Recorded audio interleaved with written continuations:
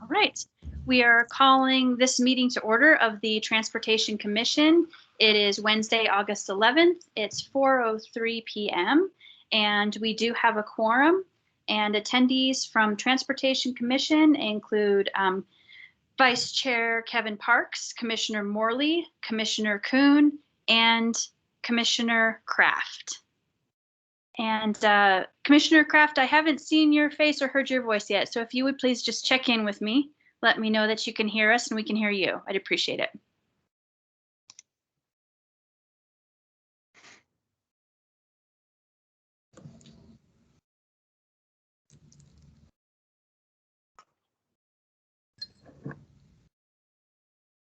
Do you see him, Jeff? I see him and he's not on mute, so that's good.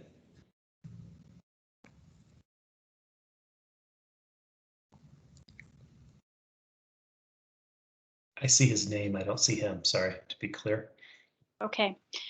Commissioner Kraft, if you can hear me, I'm going to go through some introductions here, and then hopefully by that time we'll be able to work out the audio issue on your end and we can hear you, but we'll circle back and give you a few minutes to work on that. So this evening we have a special meeting because this is a joint meeting. You know, we've invited members of the Bicycle Advisory Committee, the Pedestrian Advisory Committee, and Sustainability Commission to this meeting. We also have invited Southside Community Association.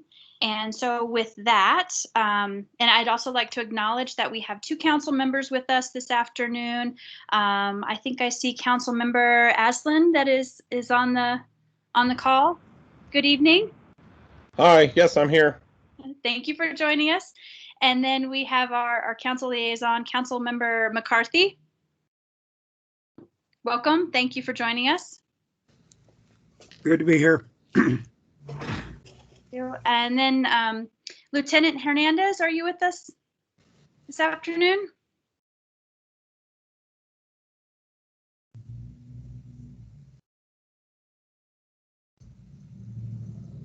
Okay. And then we've got Jeff Bauman, Martin Ince, Rick Barrett, Stephanie Sardi, or excuse me, Santana. Sorry, Stephanie. And Christine Cameron from this city to support us this evening. We appreciate all your time and effort. With that, what I would like to do is actually just provide an opportunity for members of the Pedestrian and Bicycle Advisory Committees and Sustainability Commission to introduce themselves and to do roll call on that. So I'd like to start with the Bicycle Advisory Committee. Susan Heffel, are you with us this afternoon, evening, and can you take that over, roll call for BAC?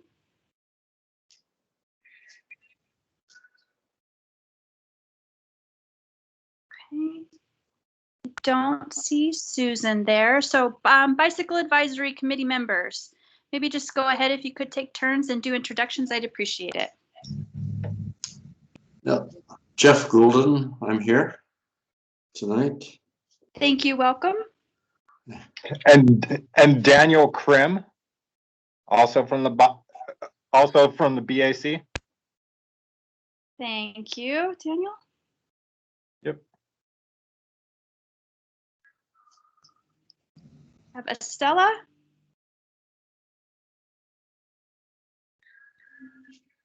Matthew Mitchell. Kim Austin. Okay. All right, moving to the Pedestrian Advisory Committee. Dr. Cruikshank, are you here with us this afternoon? I am here. I hope you can hear me. I'm Brandon Cruikshank. I'm chair of the Pedestrian Advisory Committee. I was looking through the list of names and I don't see anybody else from the Pedestrian Committee at first glance. Brandon, I'm here. Oh, who am I missing? This is Jody Norris. Oh, Jody, I didn't see your name. There's enough people. Yep. There you are. Okay. Thank you much. Yeah, thank you both for joining us. And then I'd like to move to Sustainability Commission. The chair, David McKean, are you here with us this afternoon? Okay. Are there others from Sustainability Commission that would like to take a moment? and introduce themselves. Hi, my name is Kevin White. I'm with the Sustainability Commission. Thank you. You are the vice chair, is that right, Mr. White? Yes, that's right. Thank you so much for joining us. This is Commissioner John Daly with the Sustainability Commission. Thank you, Commissioner Daly. Welcome.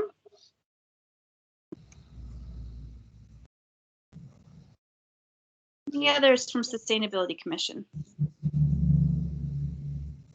And good afternoon, everyone. I'm not from the Sustainability Commission, but this is Nicole Antonopoulos from the Sustainability Center at the city. thank you, Nicole. Great to have you join us. And I'm not sure if it was clear, but I'm the liaison for the Sustainability Commission. This is Councilmember Aslan. Thank you, council member. Great. And then I'd like to move to Southside Community Association. Ms. Harris, are you with us this afternoon? Yes, I am. I'm here. Thank you. Is there anyone else from the Southside Community Association? No, just me. And I just like to note that we did not receive an invitation to the meeting. Someone else forwarded the meeting invite to me. So I would appreciate it if we could be on that list from here on out, if that's okay. Got it. Noted. Thank you. And welcome, Ms. Harris. Mm-hmm.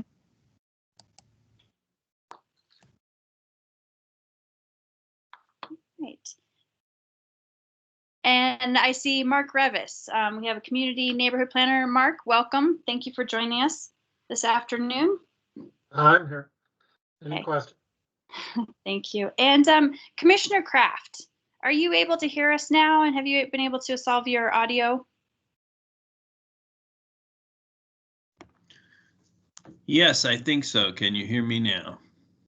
Yes, we can. Thank you. Jeff, have I missed anybody?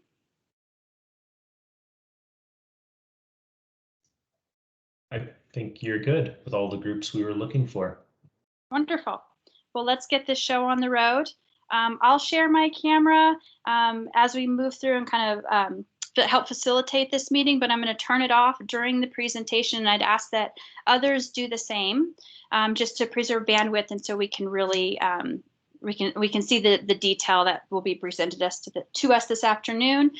For questions and comments, Stephanie Santana is going to assist me with this. If you would please, in the chat, we'll be monitoring that. You can type in a C or a Q. And given the scheduled timing, we're going to jump right into the focus of tonight's agenda after public comment here. Into new business, and then we can do our welcome and introductions then. But a Q or C, if you would please, in the chat. Keep the video off until you're ready to address commission. If you would like to turn on your video, that's great. Love to see everyone's faces. So with that, let's move to item 1, which is preliminary general business. And this is a call for public comment. And the call for public comment is for items that are not on this meeting's agenda. The Arizona open meeting law prohibits us from discussing or taking action on items that are not listed on the prepared agenda. Commissioners, we may, however, respond to criticism made by those addressing the commission, or ask staff to review a matter, or ask that a matter be placed on a future agenda. I do want to make note, I did receive public comment. It was in the form of an email, a letter that came by email from Elaine Friedland Horn on University Avenue, and Elaine prepared a letter related to traffic flow and traffic calming strategies on University Avenue and Boulder Point. And I intend to share this letter with commissioners, but the points of the letter are concerns about, continued concerns about speed, placement of candlesticks, and the bike lane through University Heights. I believe this will be on our next agenda, so we can coordinate with Ms. Friedland Horn to participate in that agenda item next meeting that we have. But I did wanted to acknowledge that in case Ms. Friedland Horn is here with us listening in this afternoon. So with that, I make a call to the public. Are there any members of the public that would like to address the commission for items that are not on our agenda this evening? Now is the time.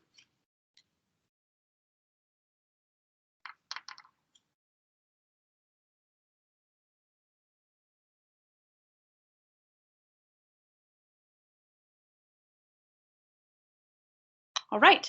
Hearing and seeing none, I would like to move to item 2 on the agenda, which is new business. This is the Lone Tree Overpass Project update and presentation. So the little bit background on this, Flagstaff voters passed Proposition 420 in November 2018, which funded the design and construction of the Lone Tree Overpass Project. This project will connect Lone Tree from Butler to the over the future Rio de Flag Channel and Bsf Railway to an at-grade intersection with Route 66. Prior to the November 2018 election, the city conducted corridor studies of Lone Tree Road from JWP to Butler and from Butler to the Route 66 connection. The Lone Tree Overpass project design effort has now been underway for several months, and the design team is excited to provide a project update, which includes an alternatives analysis of the potential intersection designs at Butler and Lone Tree and Route 66 in Lone Tree. And so they'll be sharing a detailed presentation with us and alternative scoring matrix as we move forward. Before we move forward, I do need to let commissioners, committee members know my other hat in the community is I'm co-owner of Peak Engineering. We're a civil engineering firm, and I am part of the design team at this time for Lone Tree Overpass Project.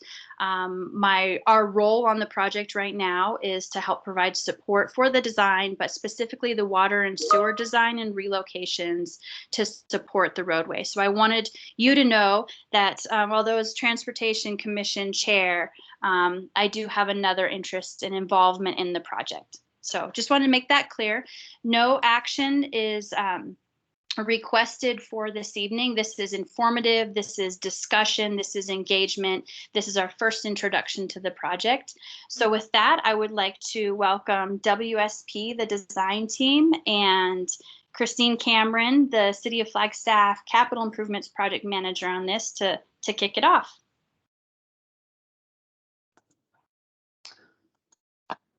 Great. Thank you very much. Good afternoon, Madam Chair and Commissioners and public and others. I am Christine Cameron. I'm a project manager with the City of Flagstaff and specifically for the Lone Tree Overpass. Thanks everyone for having us. This is a project that's been in the city's capital program for quite a while, and we're pleased to be underway with the design. The overpass concept study was published in 2010, which included interaction with the commission and the public at that time to develop the general project scope and roadway alignment. In 2018, as Julie stated, the Flagstaff voters did pass Proposition 420 for the overpass. And this approved project funding based on that concept plan. And they also passed Prop 419 for roadway, bike, and ped improvements, which will fund the Lone Tree Corridor portion of this project, which runs south of Butler to Sawmill. The Ames and WSP is our design build team. So we have both our designer and our contractor on board. And it's great to have the full team from this early stage to go through this process with the commissions and the public. Their contract was approved by council in February of this year, and so far they've been working on data collection for traffic, drainage, and utilities, agency coordination with BNSF for their rail, the Army Corps for the Rio de Flag, and ADOT for Route 66, and property acquisition. So tonight's focus will be on discussing draft alternatives and draft evaluation criteria for 2 intersections within the project area. And that's Lone Tree and Butler and Lone Tree and Route 66 and the bike and ped elements. I'll continue to say draft because this is just the beginning on getting these items out before the community, and we welcome your input and participation in developing these further. This meeting tonight will be somewhat narrowed in on a technical area, and we do look forward to getting together with the public and the Southside community to talk not only about the engineering aspect, but also the opportunities for items in their community-specific plan, like the beautification elements, public art, historic preservation, and the civic space. So please stay tuned. on that. And again, this is the first of many discussions that we will be having with these commissions and committees and the public and council. As Julie stated, we do have Ames and WSP with us tonight, and I will turn it over to Chris Kane and from Ames, which is our project lead on the project. So thank you. Good afternoon, everyone. My name is Chris Kane. I will be the project manager for Ames Construction, and I will be overseeing design and construction of the project throughout.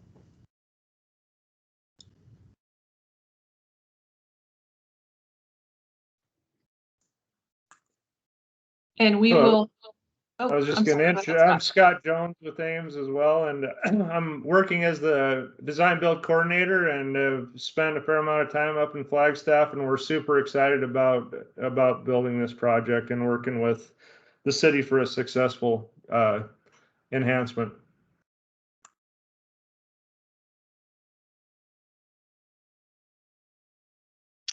Yes, hi everyone. I'm Jason Karloftis. I'm the design manager for WSP. I'm leading the design team as part of this project, working with Chris and Scott to help deliver this project.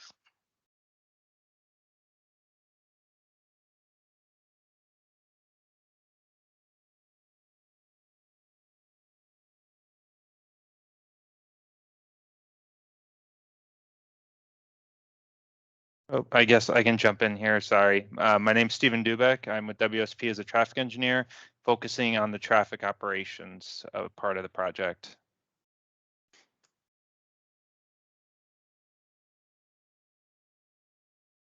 Hey, good afternoon. My name is Joe Vaskovic.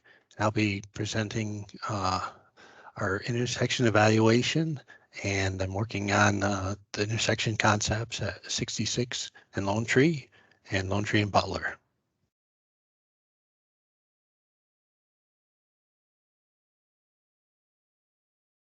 All right, and last but not least, Frank Fry. I'm the roadway lead for the project with WSP. But like the rest of the team, very excited to give the city of Flagstaff a great improvement and some safety enhancements to your infrastructure.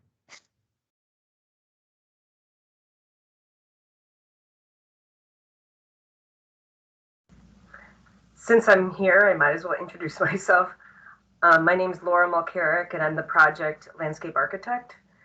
And we'll be working on not only the landscape and irrigation for the project, but as well as the aesthetic treatments that will be incorporated into the bridge structure.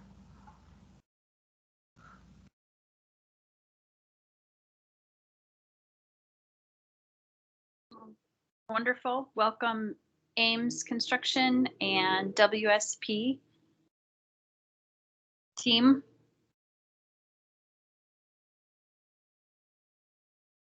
And with that, are we moving into presentation mode?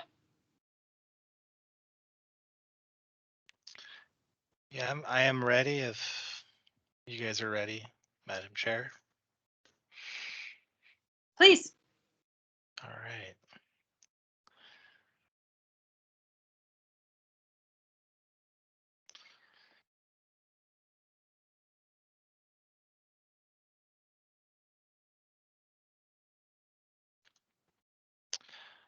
All right, hopefully everyone can see my screen.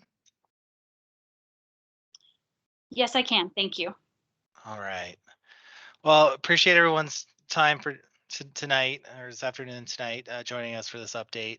As I mentioned before, I'm Jason Karloftis, WSP, the design manager on this project. We're really excited as to bring this project to you, give you guys an update, and to get your involvement on this project and some of these decision points we're at for the intersections, especially. Just to give you a brief outline of where we're headed with this presentation. We're going to give a brief project overview, sort of where we're at, where we've come since we came on board earlier this year. Joe will then lead an intersection alternative evaluation flowchart, how we get to the decision points of how we choose intersections on typical projects. We'll cover the intersection evaluation matrix, which is our main goal today. We want to be able to introduce everyone to the evaluation matrix and get some input in how we weight certain choices we make for decision points for intersection selection. we'll present some data collection we've taken over the past several months in development of the traffic models and traffic data we've collected.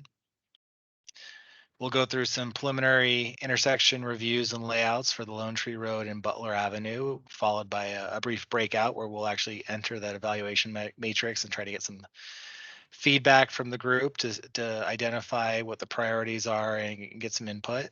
And then we'll do the same exercise for Route 66 in Lone Tree with another breakout for that intersection, see if there's any differences between the group, because sometimes different intersections have a little bit different weights with certain categories. And then we'll sort of briefly describe the next steps of where we're headed with this process. So that's sort of what we're trying to outline for tonight and where we're headed with this presentation. So brief overview, as Christine mentioned, we started with our base study from the 2010 study. There was an update also done before this project, 2017 and 2018. So the basic project limits start down south the Sawmill Road intersection and extend north to Butler along Lone Tree with general roadway improvements. Butler itself will get improved, basically Elden to the west over to Gable Street to the east. And then we're installing constructing a new roadway from Butler Avenue all the way up to Route 66. This will be a grade separated roadway over Army Corps of Engineers Road to Flag Facility, Bsf Railway, tying into Route 66, extending to the west over towards Elden, and to the east over towards the rough limits you're seeing there, which is just near the inn, if you're familiar with that area. You also see that the loop road we're now calling the Elden Corridor. We're just showing at this point a general layout of that. The design of what that ultimately will be is still up for discussion and decision points with input from Mayor and Council and the public and commissions and neighborhood associations. So what you're seeing there shown is just sort of a general geometric layout, a potential pathway and corridor that we're showing.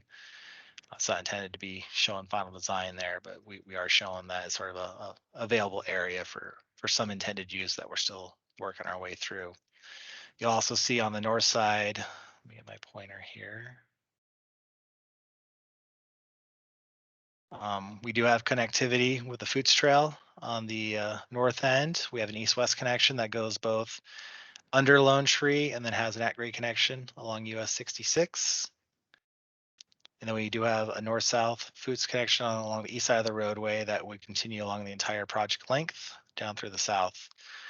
We also are aware of a northern Foots Trail connection intending to come in approximately across from Lone Tree that we are working to incorporate as part of our project design. Not currently shown, but we are aware of it and incorporating potential connections with that project. Getting a more zoomed in view, just to give everyone a better idea of where we're headed and where we're working towards. This is the Sawmill to Butler section we just showed. So you got Sawmill to the left and Butler to the right, north arrow, north is to the right. Just to orient yourselves. You got Franklin right about here. So this section of roadway is general roadway improvements. You can see the typical section we are currently working with down below. Lone Tree will be widened to 2-lane in each direction with a median in the center. On the west side, which is the top of your screen in this orientation, we'd be providing sidewalks and a one-way northbound path. And then on the east side, we'd have a 2-way path, Foots Trail connection, and a sidewalk. So that's what you're seeing with this widening here. We would have pedestrian and multimodal crossings integrated with this intersection. The intersection you're showing here is not finalized. It's just what we are working with currently as a placeholder. So please do not take this as a final intersection layout by any means. As Christine mentioned, this is draft considerations. We're just showing stuff mainly for the core of the project currently needed something to tie into.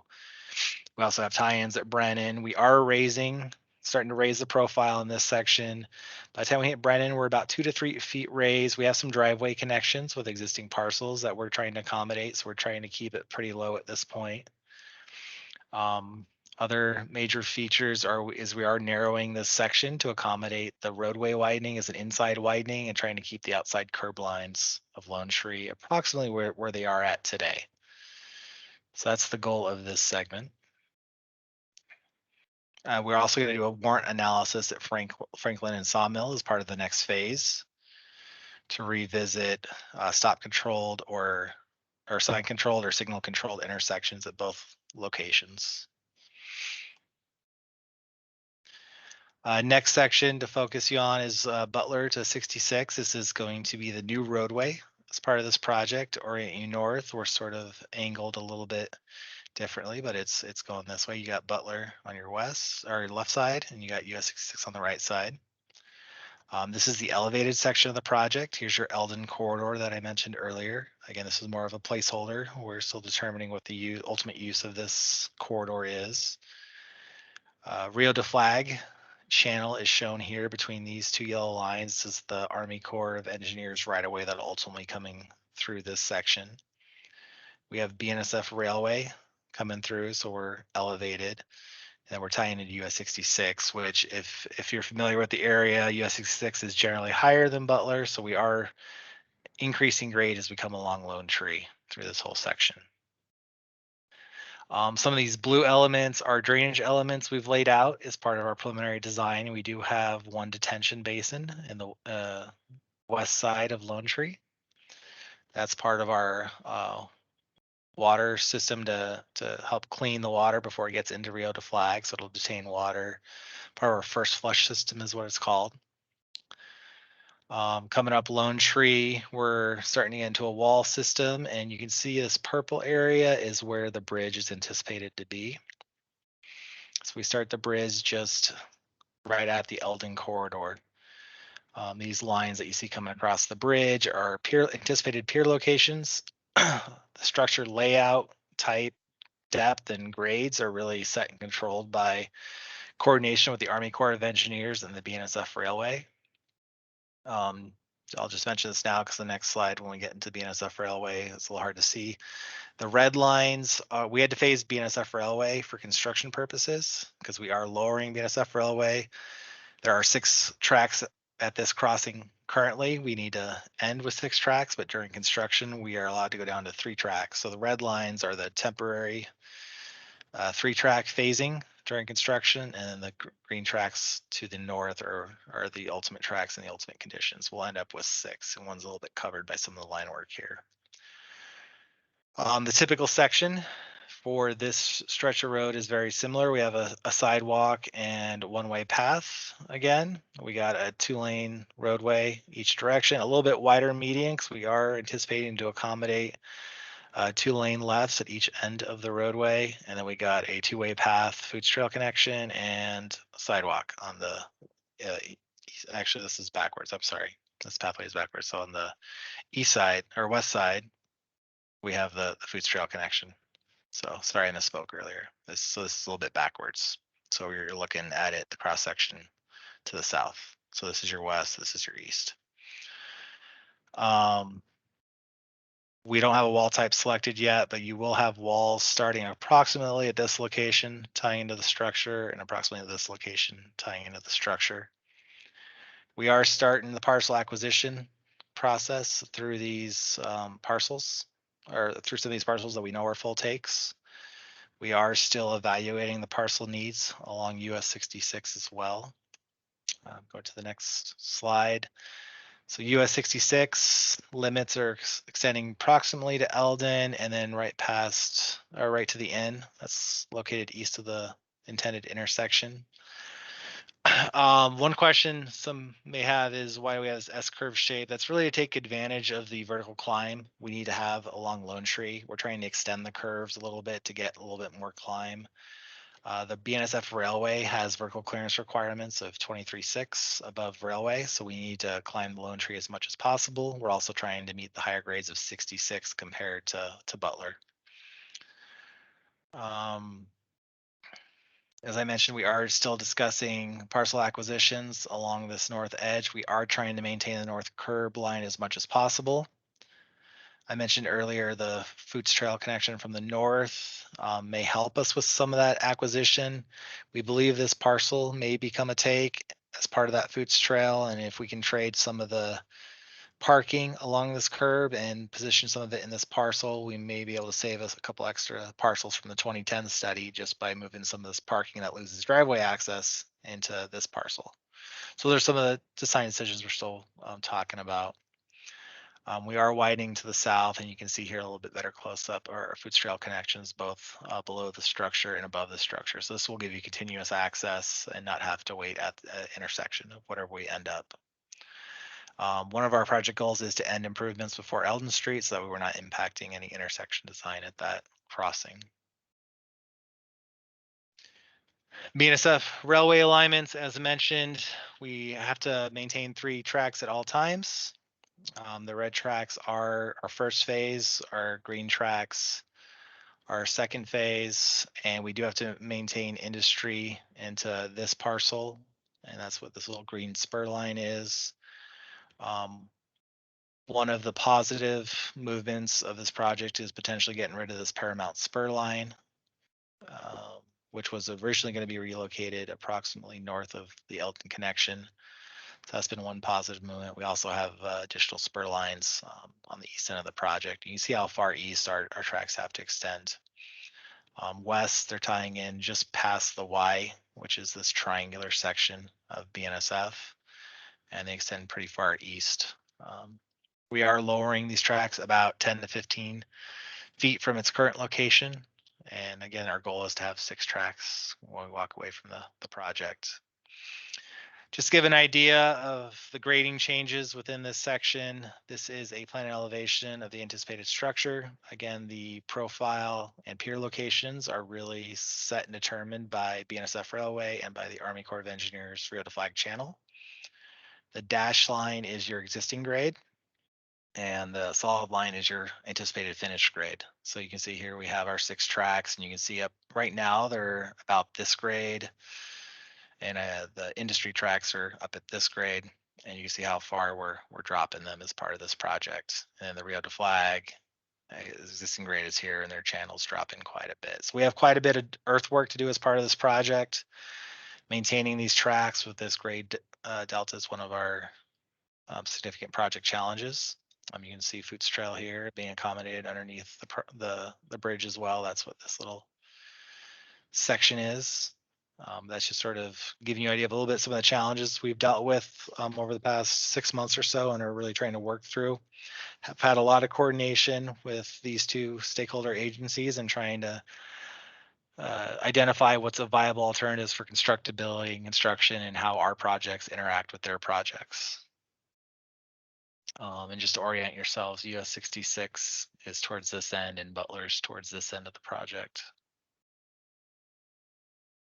As far as schedule, we're currently in phase 1, which we're calling the pre-design. We're trying to confirm some of the project assessment parameters laid out in 2010. We're improving them. We're defining the typical sections, defining the vertical profiles, redefining impacts, parcel takes, right-of-way impacts, TCE requirements, temporary construction easements is what TCE stands for. We're coordinating with stakeholders, commissions, the public. That's one of the reasons we're here today is we are definitely looking for feedback.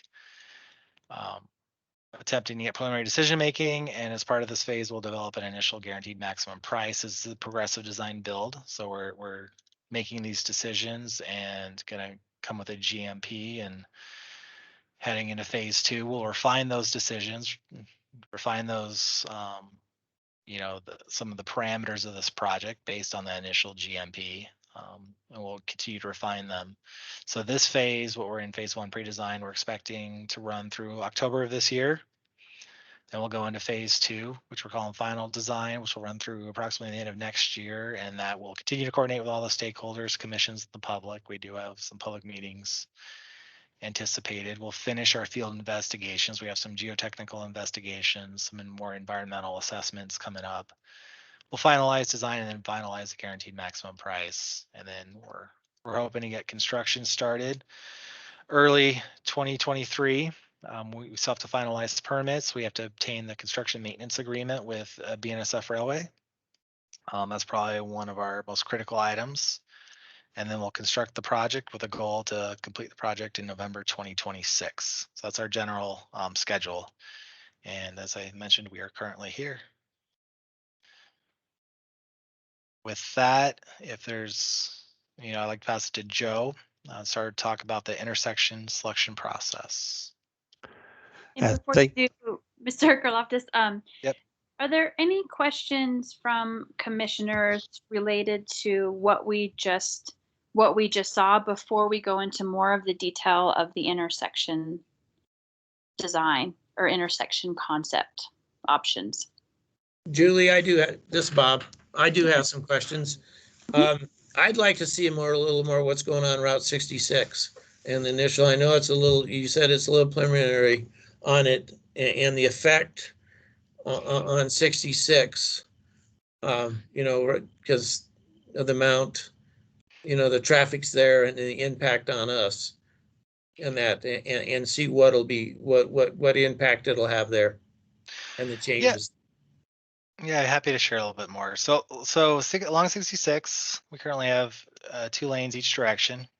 Our intent is to maintain 2 lanes each direction, even with preferred intersection. And Joe, one of the parts of this presentation will be to go into this intersection type, and he'll get more into level of service and how this intersection will impact traffic. But this project will not reduce capacity in the form of lanes. What we're showing here is currently a typical intersection that's not been decided yet. This is just what we're showing to try to determine impacts, how far south impacts may be. We're showing a double left here, a dedicated right with a refuge island here. But what we'll be doing is we will be pulling the south curb line south. We do know we have storm drains existing along the south curb. We do have some utilities, including a fiber optic along the south curb line that we're still investigating and know we will have impacts, and we're trying to mitigate impacts, whether it be through relocation or through modification. We do have some drainage impacts. We're increasing the amount of runoff. So you can see some of these storm drains coming through.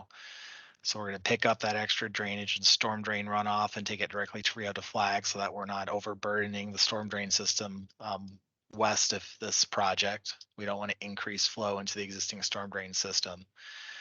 But as part of the traffic demand model that we've been working on, and Stephen Dubeck's here, he's been working very closely with city traffic and ADOT traffic to do the demand model, and Joe Vaskovic with the intersection modeling. Our goal is to maintain level of service as high as possible while accounting for the multimodal aspects. We know Foots Trail's coming in from the north. We need to be able to get pedestrians both east-west and north-south across this intersection as safely as possible while balancing the needs of the drivers and balancing the needs of the multimodal users. And that's one of the reasons we're here today, is to discuss the intersection types, some enhancements we can do at these intersections, and determine, how do we balance those trade-offs and impacts to vehicles and multimodal user safety.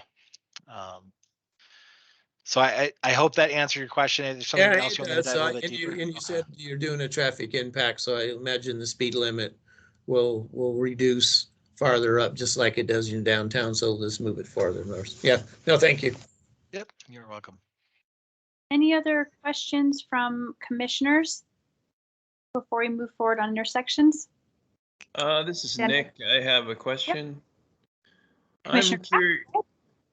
I'm curious, who would perform the work on the railway? Would it be, you as a contractor, or the BNSF themselves? And would that change cause a slowdown for the trains through Flagstaff?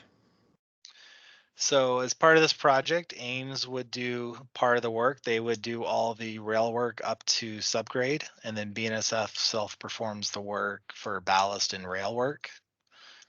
The intent of this project and the phasing we have worked out is we would maintain Main 1 and Main 2 and one siding at all times, so that there does not need to be a slowdown in current rail speed during the project. So during the initial phase, where the green lines are at now is pretty close to where Main 1 and Main 2 are currently, plus a siding track to the north. Those will be maintained.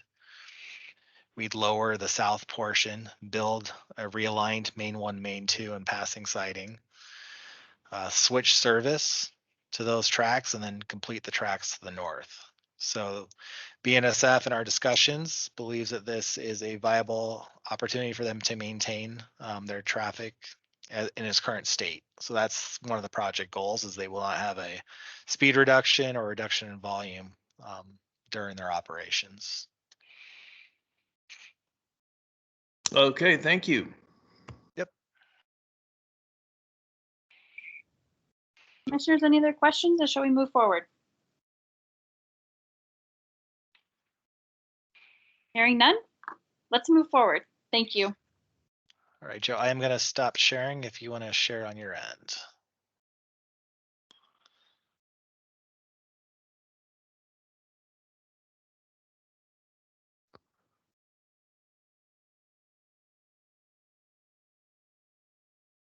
I believe I'm sharing on my end. Can you guys see my screen that says intersection selection process? Yes, we can see it. Thank you.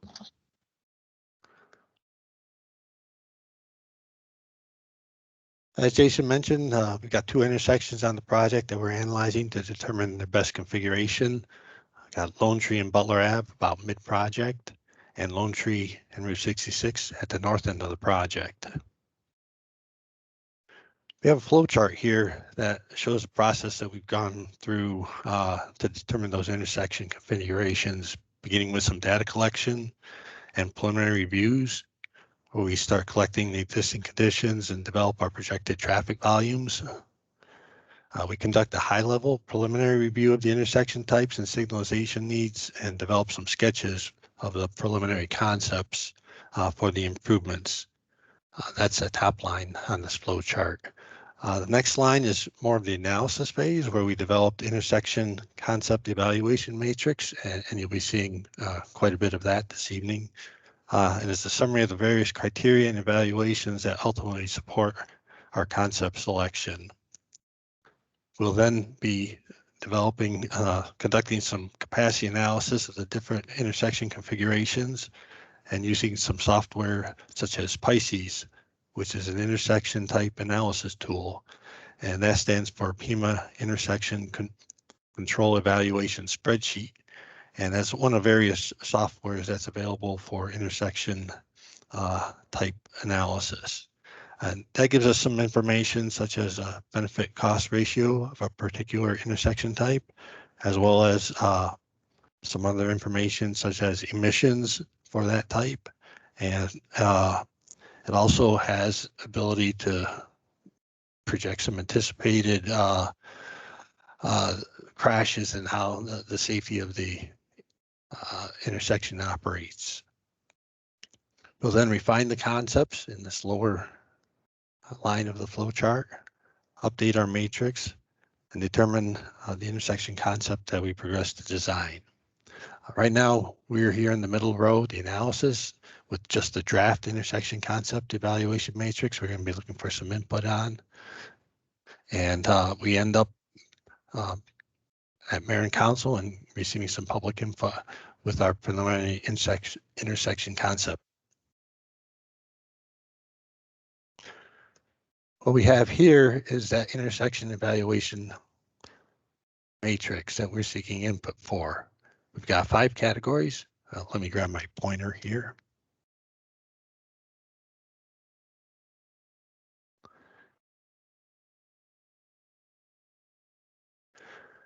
We've got 5 categories and 22 criteria. And we've got a scoring system where we rank our criteria from best to worst. And we have the ability to weight the criteria. And we're giving it a range of 1 to 3, with 1 being standard weight and 3 a little bit more of a weight. The idea is that we'll rate each of our criteria, and then we'll come up with an overall score, and the highest score is an intersection option that best addresses the different criteria. Now our categories are operations and access, where we start looking at some things such as driver familiarity and the operations level of service. We'll look at the safety of the intersection type related to vehicles pedestrians, bicyclists, how people with disabilities could get through the intersection. We'll also look at the technical elements of the concept, where it's more nuts and bolts of the design, such as the drainage design, impacts of the bridge, retaining walls. We look at right-of-way, if there's additional right-of-way acquisition needs, as well as the project footprint within the existing right-of-way, if a particular concept has more of an area within the existing right-of-way. And then we look at costs, with construction costs, as well as maintenance and electrical costs. These criteria, we were looking for feedback at both Lone Tree and Butler, and Lone Tree and Route 66.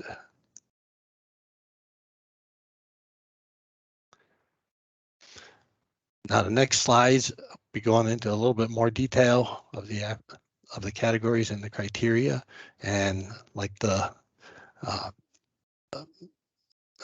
for your consideration on what possible weights we might need to assign to the criteria, as well as if there's other criteria that might consider be important that we include in our matrix. So when you look at operations and access, what are the things we're considering? We're considering the driver familiarity and what's important, what the improvement is if it's something new to the drivers in the area. We look at the vehicle operations and evaluate the cues that are shown in our traffic model. We look at the flexibility of changing signal times to see if the timing can adapt to changing conditions. We look at access control near the intersection, if there's drives that are close to the intersection that affect the safety and its operations. And for Flagstaff, we're considering the snow removal and whether the additional curbs or islands create a maintenance problem. Regarding safety, and looking at vehicles and pedestrians to see if there are more or less conflict points at the intersection. We're looking at the accessibility and whether those with disabilities can cross the intersection. For cyclists, is there separation protection for all levels of cyclists at the intersection? And we also have that Pisces evaluation. And does the option have more or fewer predicted crashes, or is it a higher or lower benefit cost ratio compared to other options? A little more detail on the technical elements of the project regarding pavement and earthwork. Does the option increase or lessen the amounts of pavement or earthwork for the project? With regards to drainage, does the option require a more complex drainage system? Bridge impacts, does the bridge affected by the intersection option, and will that be significant? Are there retaining walls that might be needed with a particular option? Regarding traffic, lighting, and IPS, are there additional equipment needs for the option? We look at environmental consideration and how significant are the impacts to the ecosystem. We look at the utility impacts and if there's additional utility relocations and what those costs might be. And we evaluate the constructability, will there be an increase in construction costs due to complexity of the project.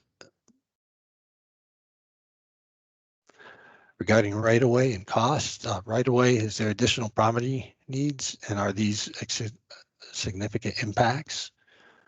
For the project footprint, does the option increase the area of the project? Construction cost, are there a significant option increase dramatically the cost of the project? And the maintenance and electrical costs, of the additional maintenance and electrical costs for the option electrical costs that might relate to lighting, signalization, those kind of needs.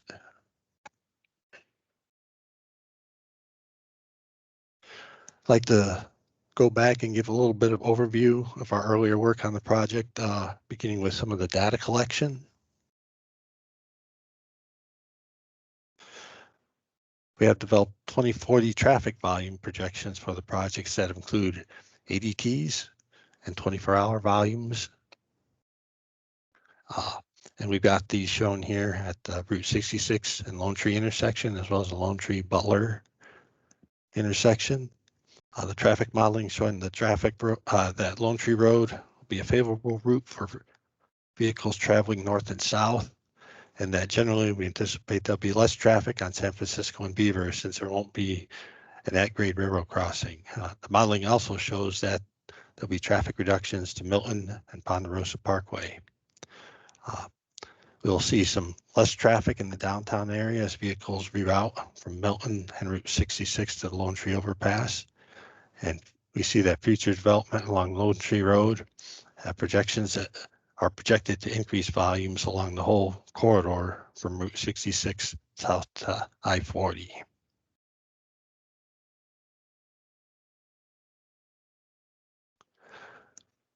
I'd like to go over what we've reviewed so far for the Lone Tree Butler intersection. We've taken a very high level look at the intersection types for Lone Tree and Butler Ave, and they include roundabouts, Michigan lefts, continuous flow intersections, restricted U-turn intersections. Each of these designs is well suited for particular conditions, such as roundabouts are good for reducing right angle crashes, but there are some thresholds for maximum volumes that they can accommodate, as well as how some of the conflicting traffic volumes within the roundabout operate. For Michigan lefts, they're well suited for high capacity corridors with wide medians. For the continuous flow intersections, they can be considered for corridors with heavy through and left turns. And the restricted crossing U-turns, those are used mostly on major 4-lane divided roadway with intersecting minor streets. These 4 options that are shown here likely aren't viable for Lone Tree Butler intersection given the projected traffic volumes. The center turn lane that's on Butler instead of a wide median, the left turning volumes. Lone Tree itself isn't a minor street relative to Butler Ave, and some of the potential right-of-way impacts that each of these options here would have.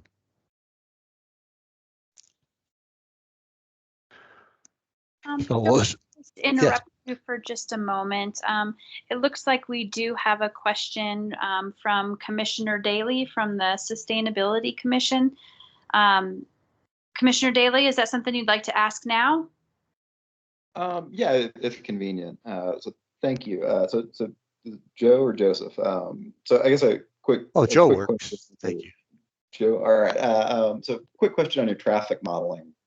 So the city of Flagstaff recently approved a carbon neutrality plan, which calls for holding vehicle miles traveled in town flat to 2019 levels by 2030. So is your 2040 traffic modeling consistent with approved city policy in that regard?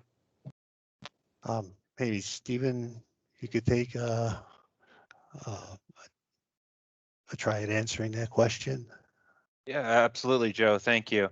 So thank you very much for the question. It's a great question. How we're proceeding right now is we're working close with the city as well as MetroPlan with their travel demand model and in coordination with ADOT to develop our volumes.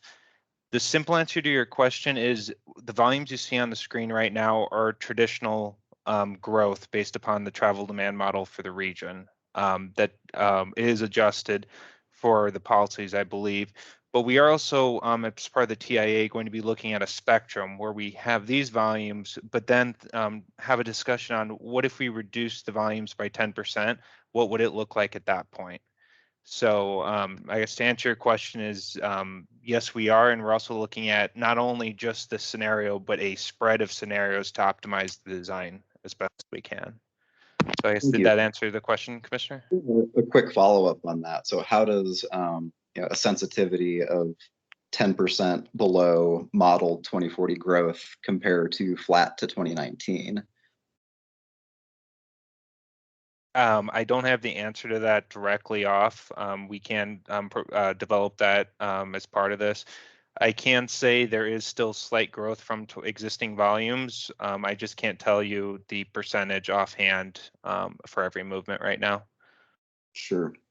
Okay. I mean, it does seem like if that's the approved city plan that, I mean, surely at least the sensitivity should be matching that plan, but, I would, again, I'm certainly not pulling the levers here, but it seems like that should be the base case as approved city policy.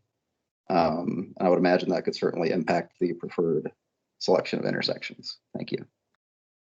Nope, and noted. We'll circle back and make sure we're achieving that. Thank you. Yeah, thank you, Stephen. I have one more item before you move on. We have two individuals that have a conflict starting pretty soon, but it's important to me that I hear any comments that they may have about things that they've heard so far before they have to leave. So that first individual is Councilmember McCarthy. Is there anything that you would like to address the commissions and committees about before you need to depart this afternoon? Well, thank you, Julie, and I'm sorry that I do have a conflict. I guess when we're ranking things, to me, safety would be the most important. And, and pedestrian and bicycle safety is probably very important. And the reason I say that is if people are going 10 miles an hour and bump into each other in a car, it destroys their paint job, but it doesn't kill them. But if you get hit at 10 miles an hour, if you're a pedestrian or a bicyclist, it can be very serious. It could be deadly. So I'm sorry I have to go, but I am going to, get into these details. And I'm glad that we're going into this much detail in the analysis. So thank you, Julie, and thank you to the whole team. So I think I do have to go now. Okay, well, thank you. And I think Mr. Aslan will stay with us, hopefully, and he knows that the council cares about bicycle and pedestrian safety quite a bit. So I'll let him speak up for me. Thank you. Thank you. And then the other individual that I'd like to call on is Ms. Deb Harris. Ms. Harris, would you like to address the commission before you have to join another meeting here? Okay. Thank you so much for that consideration. I have something to say, but it's not specifically about all of these designs that we've seen. So I don't know if you want me to come back at another time or if you want me to say that now. Yeah.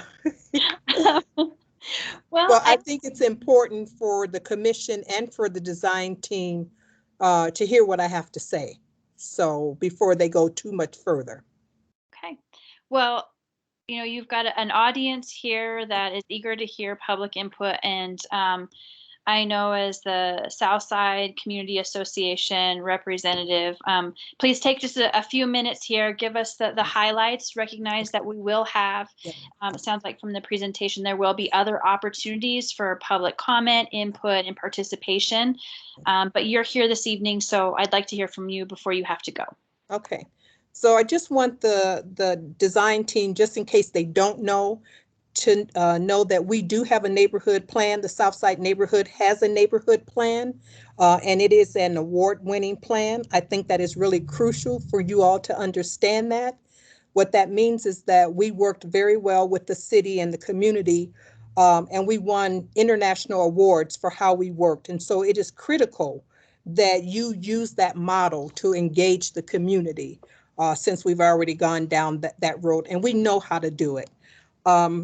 I also think that you need to also know that the Southside neighborhood is one of the most continuously occupied neighborhoods in the city, and that originally it was a segregated neighborhood, and so it lacks a lot of the stuff that other neighborhoods have.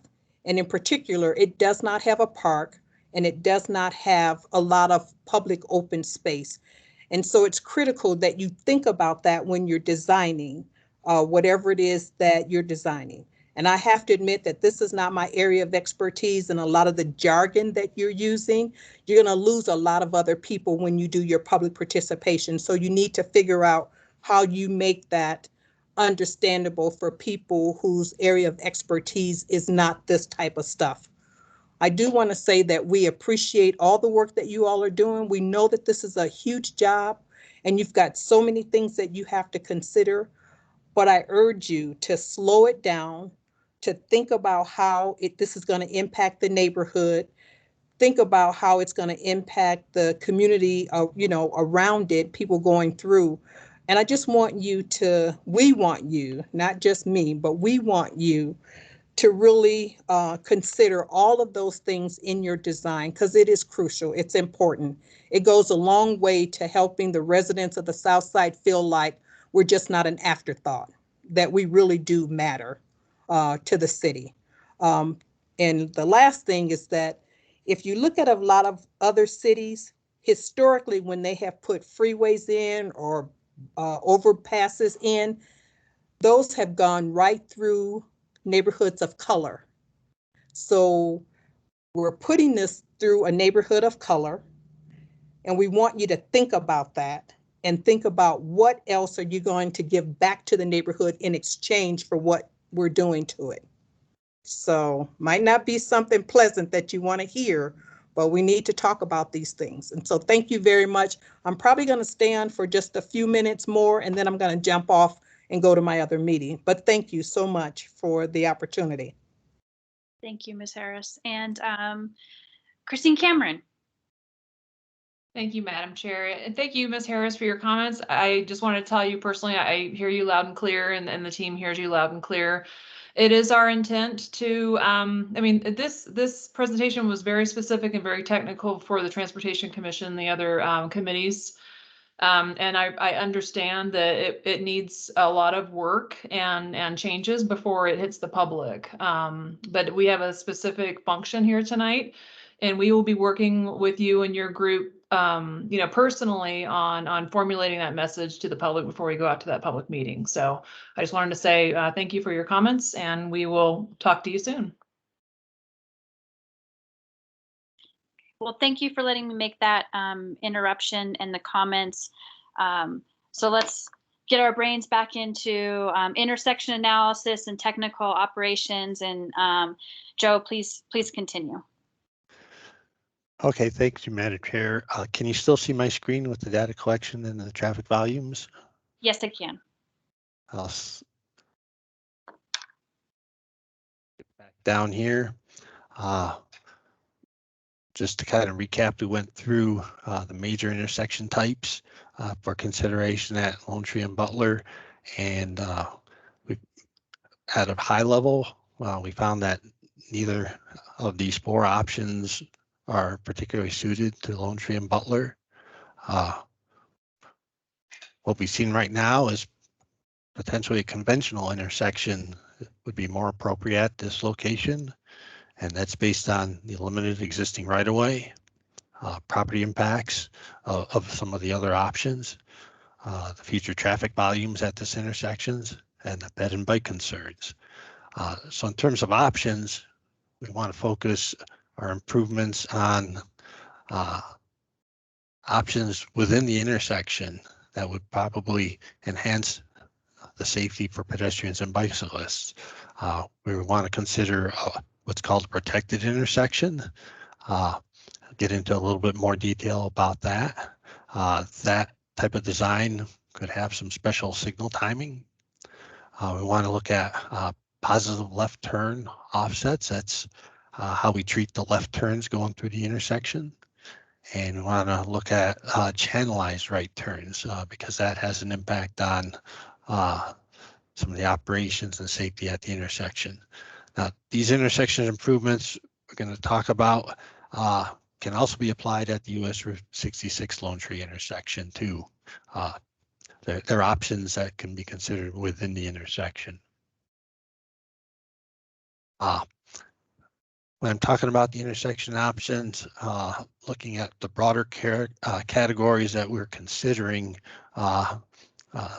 different components from, we're looking at pavement markings, for example, and high visibility crosswalks, maybe having some green paint for the bicycle lanes, make sure that we're showing where cyclists will be traveling on the path and into the intersection along with some directional arrows. We'll be looking at specialized signals at the intersection, potentially signals with like symbols in them that are designed to provide indication for cyclists coming through the intersections on when it's safe for them to enter the intersection.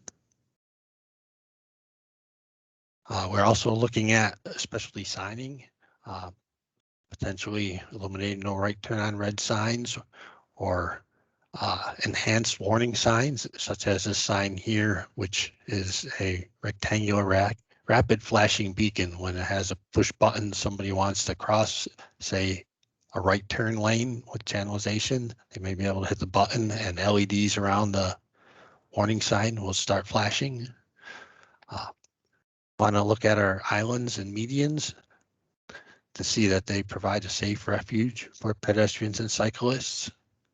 And we also know that Flagstaff is very interested in separated bike lanes and with curbing and delineators, and we want to coordinate our efforts with the pilot program Flagstaff having for the separated bike lanes on Butler.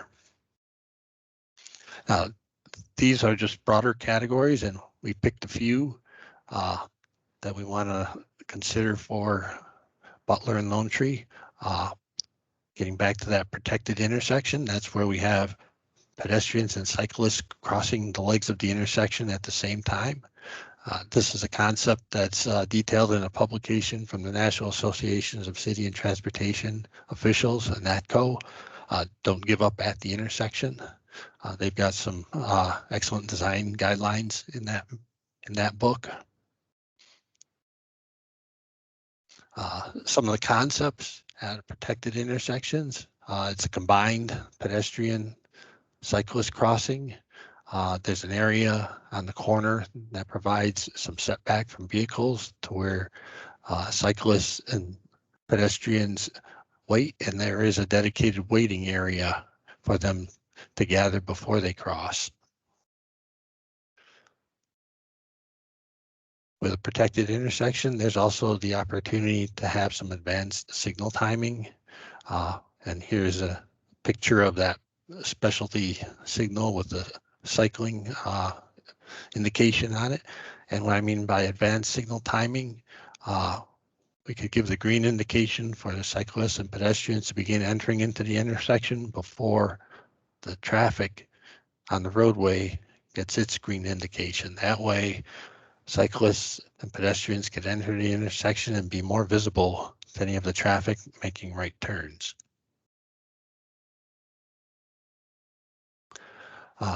Mentioned earlier about positive left turns and what a positive left turn is. On the left here is a standard left turn lane with the median, and normally the median's on the left side of the vehicle. In this configuration, it's difficult to see through the opposing traffic to oncoming traffic. If you don't have the median, it's something considered a zero offset, where better visibility, but still not cleared to see oncoming traffic. And we're going to try to consider positive offsets, where we provide an area between the left turning vehicles and the through traffic so that the left turns are offset so that there's clear visibility to oncoming traffic.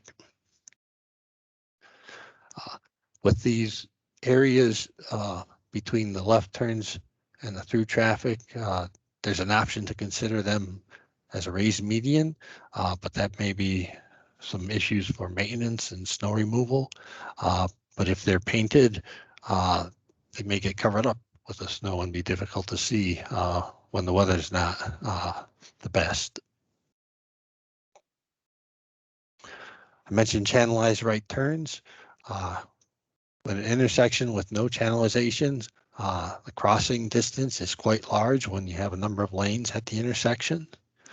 The channelization reduces some of that crossing time, and we can have a channelization with yield for oncoming traffic, or we could have a signal indication on the crossing to enhance some of the safety for pedestrians and cyclists. There are some trade-offs with adding the islands because the intersection tends to grow bigger and there may be some more right-of-way impacts. There's additional costs for the pavement and construction.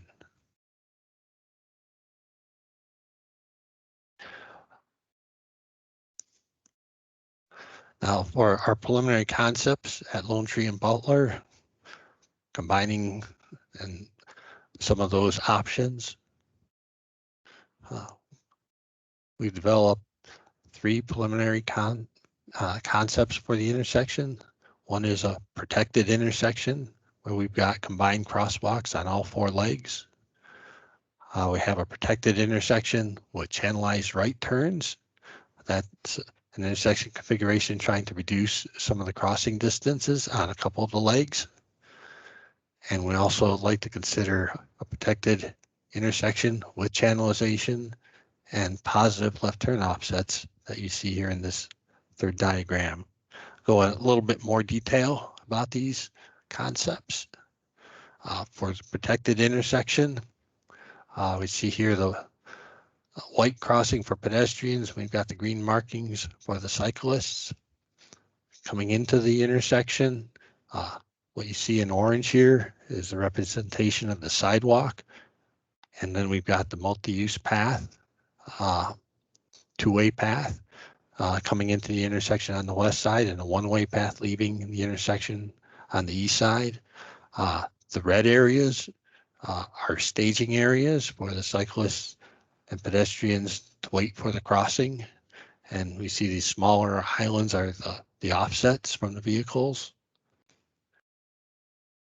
Regarding the lanes, we're at a very early stage in our analysis, and we haven't yet determined how many turn lanes will be at the intersection. Right now, we've got shown some double lefts on a couple of the legs. We've got a single left shown here coming from the south. We've got some indications, preliminary results that eastbound may only need a single left. But these are just preliminary concepts right now.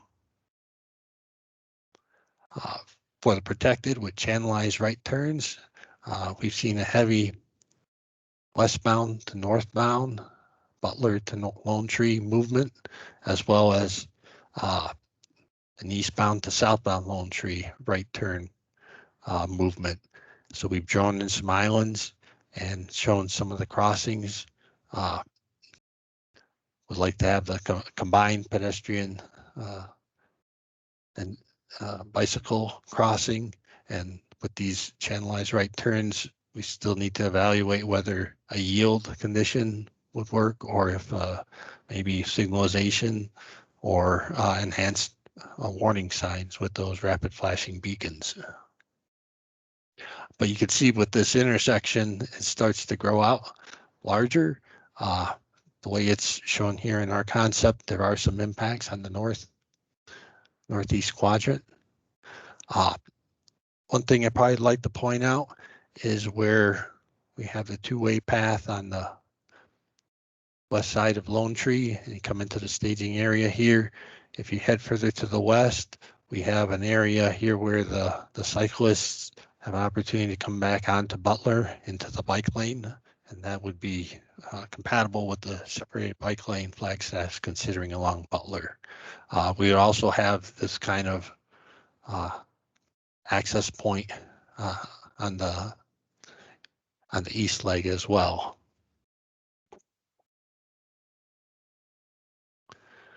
A little bit more detail on the protected intersection with channelization and positive left turns. Here we've drawn in our positive left turn island separator between the left turns and the through traffic. We've shown one channelized right turn, but we removed one on the north east corner to limit some of the right-of-way impacts to that parcel. We still need to do the capacity analysis to see if that channelization is needed. But from this diagram, you can see the additional median that are on the approaches. From the south, you're clearly able to see the oncoming traffic from the north. These islands, though, may be a maintenance issue for snow removal. We could look to include them or not, depending on the feedback we receive. And we look to work with the City of Flagstaff on the best design for these medians.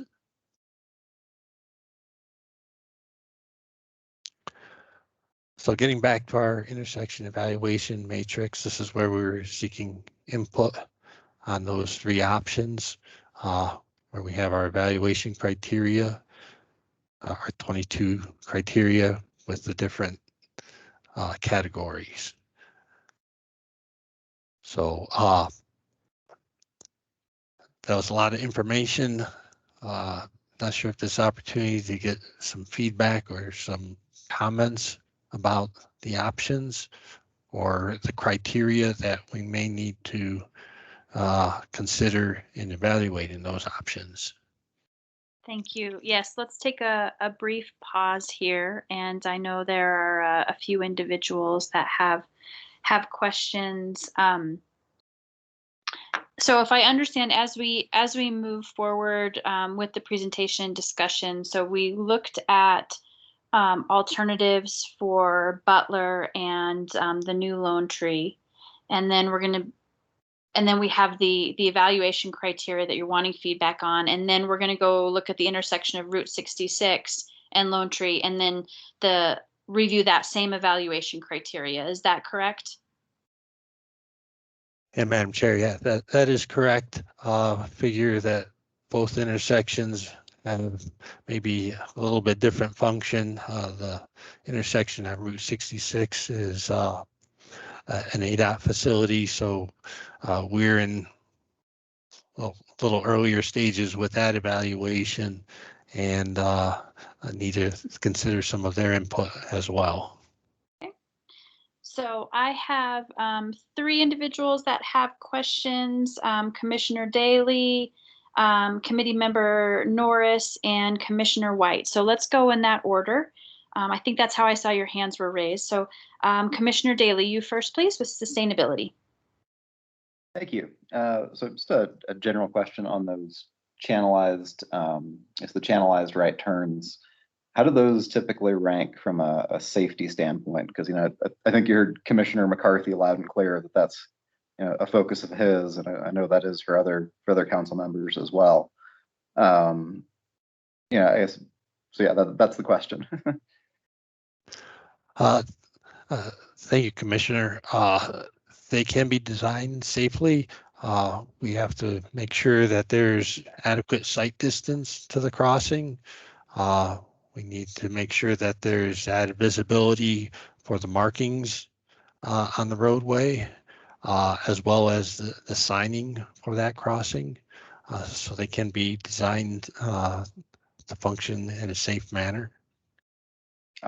Okay. I mean, it's, you know, I'm sure the paint helps, but it's been my general experience that while pedestrianing, that, you know, cars don't really, you know, they view those as, you know, a flying right turn, right? And it's, you know, it's, I can appreciate that it's a shorter distance to Frogger, but you're still playing Frogger in traffic.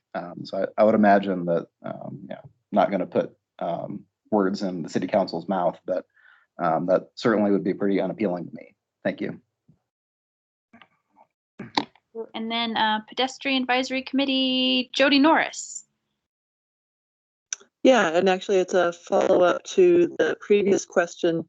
For the channelized right turns versus the regular right turns, is there already a commitment to having a full stop with no right turn on red? Because everything about the right turn on red is challenging from a safety perspective for the pedestrians and bicyclists. And I wasn't sure, will the channelized people, will it be that flying right turn when the pedestrians have a walk signal, or will there be no right turn allowed on red? Thanks.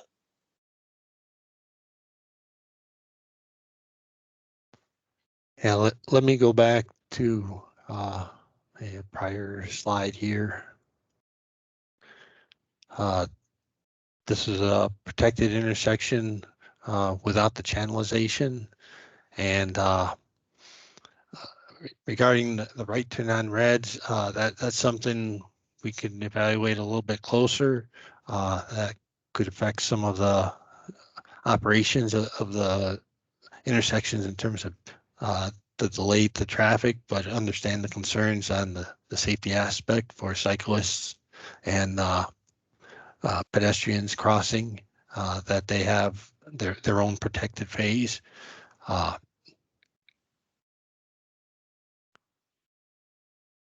me go down to the channelization.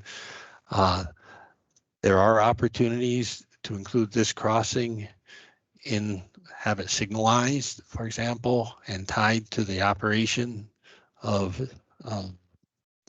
the intersection. We're also considering having signalization that would only be called when pedestrians are crossing, if they're outside the operation of the intersection. So there are some options to have better control of that right turn movement. Does that answer the question? Yeah, I think so. And it also means that unless the right turns on red are barred for the non-channelized one, people will just be rolling right over that pedestrian area that's kind of the standard in Flagstaff now is right turning cars just roll right into the crosswalk because they're going to be looking for an opportunity to turn right on red. And it looks like that's what would, unless they're actually barred from turning right on red. So thank you. Well, there is the opportunity to have that advanced signalization for peds and cyclists to get into the roadway ahead of any turns that are allowed for the vehicles. Yes, just that when the light is so for, say, east flowing traffic on Butler, someone who's going northbound and wanting to turn right onto Butler, if they are allowed to turn right on red, then the pedestrians crossing from east and west. As long as we find some way to make sure that the cars aren't rolling over that segment as they're trying to find an opening to turn right on red.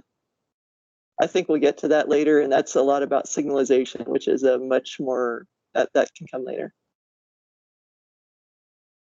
Thank you for your input. Okay, so we have one more, Sustainability Commission Vice Chair White.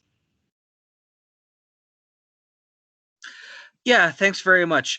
It's really cool to see that we're going to be putting more roundabouts in. I know that the research behind those is really promising, but I was wondering, roundabouts can be really difficult for people with vision impairments or mobility impairments.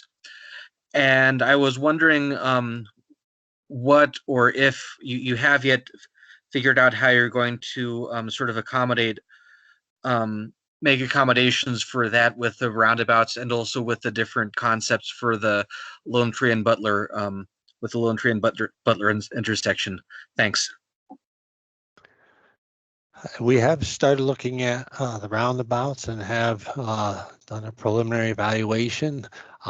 And actually in the next slides, I've got maybe overly technical graph and some preliminary evaluations. I'll try to explain where we are with the roundabouts within the project, and maybe we could revisit that if you have other questions.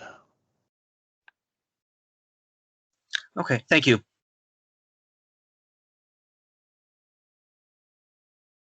Well, let's move forward. And I guess the question that I posed to my fellow commissioners here is, would you like to review both intersections and then look at the priorities and the ranking criteria together?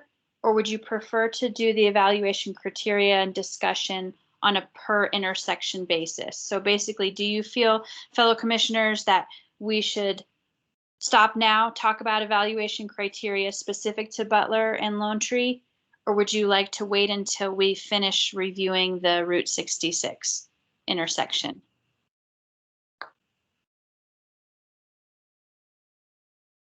Julie, can I weigh in? Yes, Councilmember Aslan. Yeah, I'm gonna have to get going soon. So this is slightly non sequitur, but it's something I wanted to get in and mention before I was had to leave the conversation. And this is just a general shout out towards aesthetics of the project, beautification, public art, but also just the architectural, the postcard quality that this feature might have. I think we have an opportunity to make this overpass an amenity to the city, some sort of landmark feature that actually draws tourists into town. They come here to see the overpass. That's kind of a moonshot, high watermark call to action for everybody to be thinking about. And I know that we're also talking about dollars and cents and increased costs when we start adding aesthetics to the conversation. But this should be something that's pleasing to look at, something that speaks to the history and culture of Flagstaff, Northern Arizona, the Kaibab Plateau and the Colorado Plateau, and something that is going to be a tourist amenity for town. And so I don't want to go too far into that. I think it speaks for itself. But I also think that these pieces of the conversation tend to be marginalized and or entirely forgotten about when we're prioritizing all these other, essential functional aspects of the project. And I'm not just saying this myself. I am only one individual and only one vote on council, but I'm representing a community voice out there, which is coming to me and telling me that they would like to see those considerations prioritized along with other things. I can leave it there. I don't know if anybody wants to comment, but I think I've made myself clear for this stage of the process, and just don't want to leave that too far to the side and forget about it. Thank you, council member. And I pose a question to you, and that is the conversation level of detail that we're having here related to bike and ped and function at the intersection. Is that generally meeting your expectations, or do you have additional comments specific to that we need to consider as we go into the evaluation criteria? I think so. I think it's okay right now. I'm pleased with the considerations being made towards bike and ped safety. And I would echo Councilmember McCarthy's call towards keeping that very high on the priority list. Aesthetics, of course, are lower down than that, but should always be considered no matter what we're doing, because I think we can come up with something that's really pleasing to the eye and somewhat of a landmark amenity, while maintaining our focus on these other important aspects as well. But for right now, at this stage, yes, I think the priorities are where they ought to be, and the conversation is going along great. Thank you, and thank you for joining us. So I did hear from Commissioner Morley about it would be a good time to stop at this intersection and talk about the evaluation criteria. Do other commissioners agree? Vice Chair Parks. Thank you, Madam Chair. I think that we should take the intersections individually. One is a four-way intersection and the other's a T. So they have enough difference in character, at least to me, that we should approach them individually. Okay, great. Well, I've heard from two, and I imagine I can guess I probably have nods from the others, even though I can't see their faces right now. So let's do that. Joe and Jason. So let's move forward with the discussion and evaluation matrix. All right, thanks, Madam Chair. Joe, I think I can help lead this discussion too, but feel free to chime in. So I think for the sake of efficiency and time, we're going to break it up into each category. And I think the best process of going individual well, I guess we'll go individually. We'll start with operation access. We're still trying to figure out the best way. So I don't know. So we're going to go 1 to 3. 1 is the lowest scale. 3 is the most favorable scale. Again, we're trying to find out what the priorities are.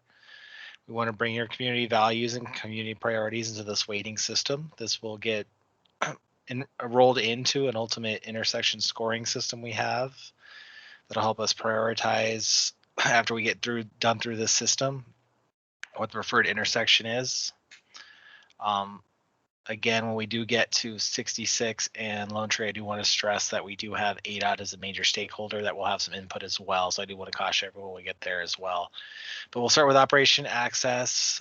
We have 1, 2, 3, 4, 5 items. If there is an item that you think you would like to include as well, we can also accommodate that, or we can discuss if your item is actually incorporated already into one of these other sub items. We may explain that route as well. But are these items, we've set them all as 1. I guess we'd first open it up. Are any of these subcategories, the 5 items, or any of these a weight 3 in anyone's mind? I guess we'll start that way. And we'll go down to 2, and then anything that's not a high priority, we'll just leave as a weight 1. I think that might be a little bit easier. So first we want to focus on what's the highest priority of this group, operation access.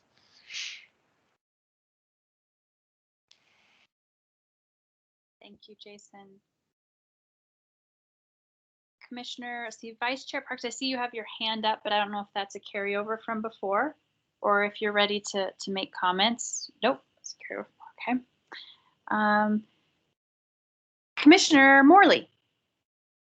Thank you, Madam Chair. I think there's a category that I'd like to see that's missing. That's about how the bike and ped facilities operate in terms of connecting to outside of this project. How do we get on and off that foots trail? How do the bike pieces come in and out? And I think that's an operational item I don't see on the list.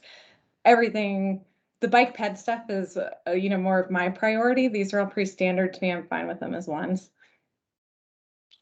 Okay, I think it's a really good comment. Well, we will get that incorporated. I'm trying to figure out if it would fit well into one of these categories or if it will need to be a standalone. But I'm taking that would be a 3 category in your mind. Yeah, I think that's really important to making the bike ped actually functional. Joe, Stephen, any thoughts on where that might fall into in one of these? Yeah, that might fit into operations and access since we are trying to connect to the regional network.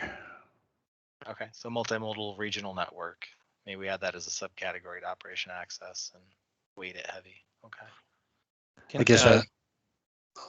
Go ahead, Stephen. Oh, sorry to jump in. I just want to also pose the question to the commission. Do we want to separate ped from bike? A lot of time that's one and the same, but sometimes it's not. So any recommendations there?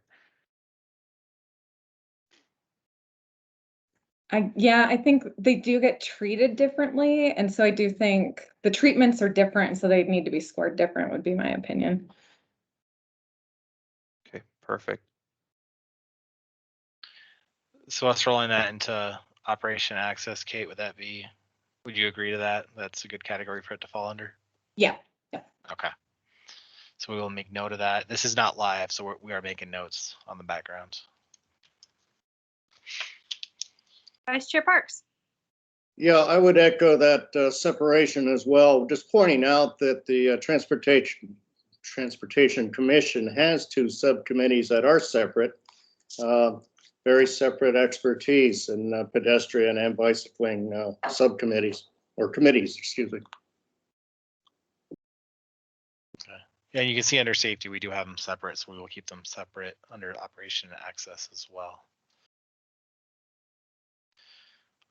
All right, any other thoughts on operation and access? And we can open it up to 2. We'll just get 2s and 3s.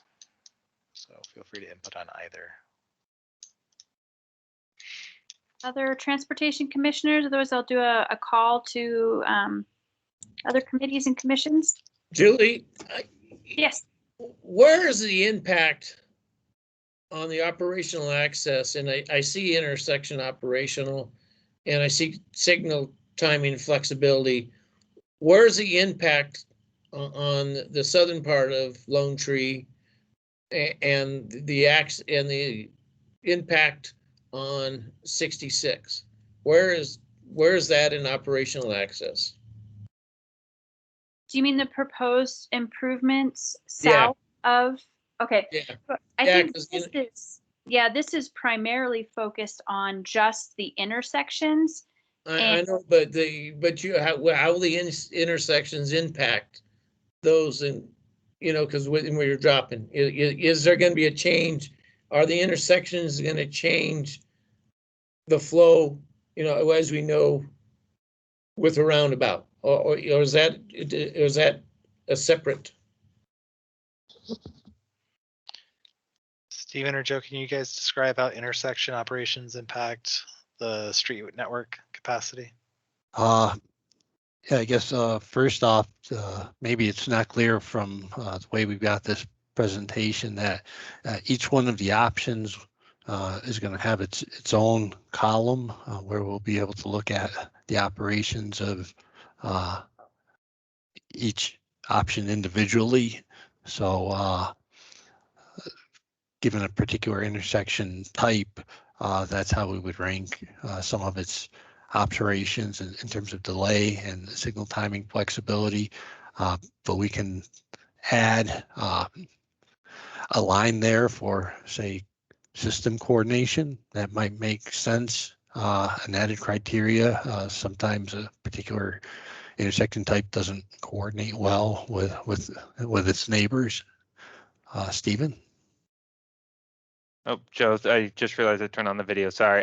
Yes, I totally think your comments were perfect. The intersection operation does roll up and it will reflect operations on Route 66 using the Synchro and some traffic modeling software we're using. But I also agree that is a great comment to add a signal or intersection progression category that would further enhance the operations of Route 66, or at least account for further enhancements we can do. Okay, thank you. So adding that, would you give that a higher weight than a 1? Are you thinking a 2 or a 3, or? I think we could leave it as a 1 because, as long as you can explain it pretty well. Okay.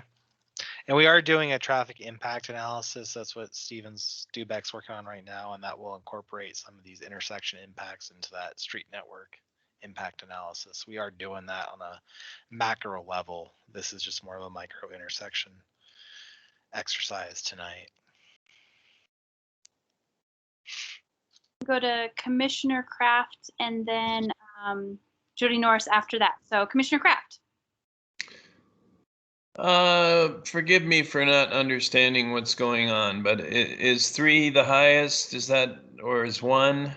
And how does that correspond to these circles? There's blue circles, there's black circles. Yeah, the 3 is a greater weight that gives a greater weight to the score that you see with the circles. The circles represent range from 1 to 4, with the black being the 1 and the solid blue the higher score. So when you combine the weight with the higher score, you get an overall higher number that we then total up among all the criteria to see what type of number we get from that option. And the goal is the highest number represents the best account for all the criteria within our different categories. Does that answer the question? I think so, but I'm assuming there's a cost associated with these, and therefore we don't just have all blue circles on everything because we have limited resources. Right. So just for example, I'll go jump down the construction costs, since it's a dollar, pretty much a dollar amount for any given option. One option may be least costly, and that might get a blue circle. Most costly would get a open black circles, so it rank lower, for example. And if construction cost was an important consideration for the group, we could rank that higher, say a weight of 3, and when it gets multiplied out, that score for that criteria has a stronger influence on the selection. Joe, this is Steven. Could I jump in real quick? And Sure. Just a different, the column intersection options, and correct me, Joe, but that right now is just showing an example of the scoring system. So the blue to the black don't directly apply to each category right now. So when we're done with this, we're going to have each intersection alternative as a new column with that scoring. And we're going to rank for the cost estimate. The most efficient alternative would be the full blue, like Joe was saying, and the most expensive would then go to black. So the goal here would be each column would be an alternative. So there will be a number based upon the technical score of that. And then the weighting column in the middle is where we can tailor if one category is more important than the other to increase the score. Hopefully, I don't know if that helped explain it or not. I had a similar question, Commissioner Kraft. So I'm just thinking, I'm not even looking at the circles. I'm just looking at the weight and the evaluation criteria. And I'm just kind of disregarding the circles, recognizing that that's going to be developed in the future. Okay, and so right now we have all ones, and we're trying to determine which rows should become 3s or 2s. Yes, that is how I understand it. Is that correct, Joe and Stephen and Jason? That's what you are specific. Yeah, that's correct. And we're also looking for input such as intersection progression, the connectivity, or other criteria we can add and weight as well. Yeah, so we're really focused on what are the community's priorities for the evaluation criteria. The intersection options is more of a technical side. We'll use historical data, technical crash data for intersection types and stuff, and we'll fill out the circles based on our costs and our crash data for signal timing, synchro analysis. So that's really a nuts and bolts technical side of things. So yeah, you can sort of ignore that column. We're looking at the criteria and the weighting of what's important to the community. And then the nuts and bolts, we'll do the circles just based on our technical side of things. That gets all weighted in a equation basically, and that helps scores the intersections.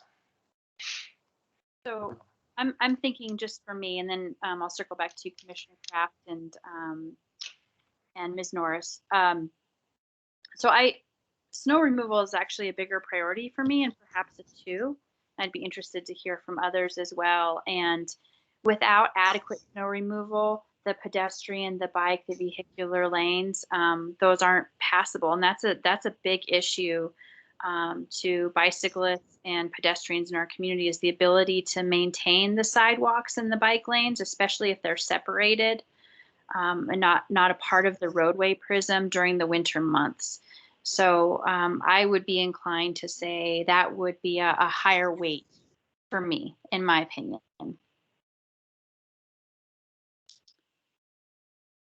This is committee member Jody Norris, and I just wanted to chime in because that was exactly what I was going to be saying as well. So just to throw my support behind you, it's a big deal, and it almost seems like it should be given a snow removal for pedestrians and bicyclists, so we aren't confusing the overall snow removal ease with which happens fairly well in Flagstaff versus the snow removal for the peds and bikes, which does not happen very well. Thanks. Thank you. Was there anything else that you saw here that you would like to comment on, or anything that we're missing that you see? That's it for me. Okay, thank you. Vice Chair Parks. Thank you, Madam Chair. Yeah, respecting snow removal first and then access to adjacent properties. On the snow removal, is a characteristic in the channelized flow of pedestrians and cyclists to be sure that they don't become the snowbanks.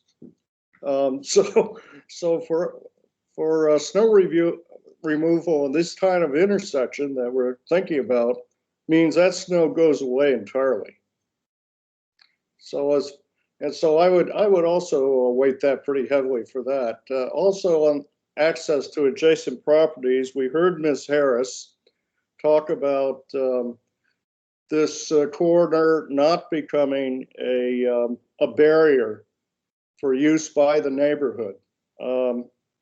I'm getting familiar with that issue in another municipality this summer. But to consider that I was part of the Southside planning effort, and one of the things we were talking about quite a bit was making a neighborhood park area between, well, generally on the north side of the corridor between the railroad and Butler Avenue. And so we need to be sure that the elevation, well, that some sort of amenities are provided to access that type of area, even if we may keep a street in there. So I would weight that pretty heavily too. Commissioner Kraft, I want to circle back on your question and then get a chance to hear your thoughts on what we've just discussed. Well, it strikes me that if there was some sort of budget for each section, therefore we would have to choose, you know, a weighting that would add up to something, then we would have a means of comparing things or whatever. Otherwise, I would say all threes up across the board. Thank you. Goodbye. But I do agree with snow removal, just in that, you know, if people are planning who aren't used to snow, you know, it was said earlier that there's issues with building permanent barriers that interfere with snow removal, and you know, the ideas of a protected bike lane, that there would have to be some way of clearing that snow from that lane that's narrower from the roadway and that type of thing. But otherwise, I look at this and I'm completely overwhelmed by too many choices, and I don't know how to evaluate them very well.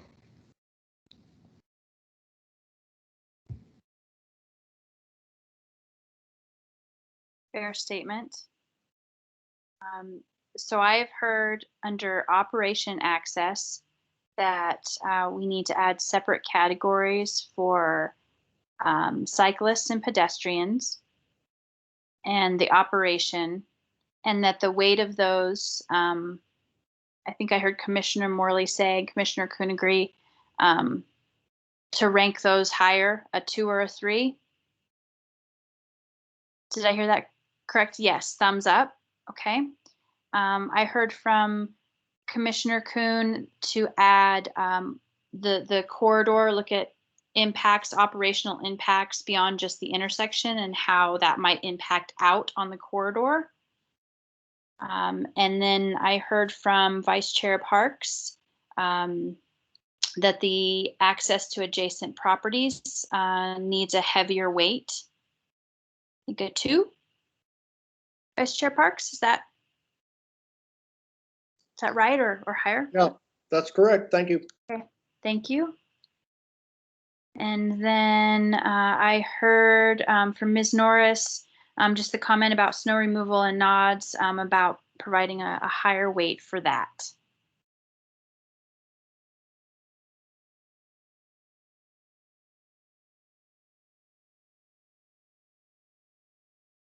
Okay.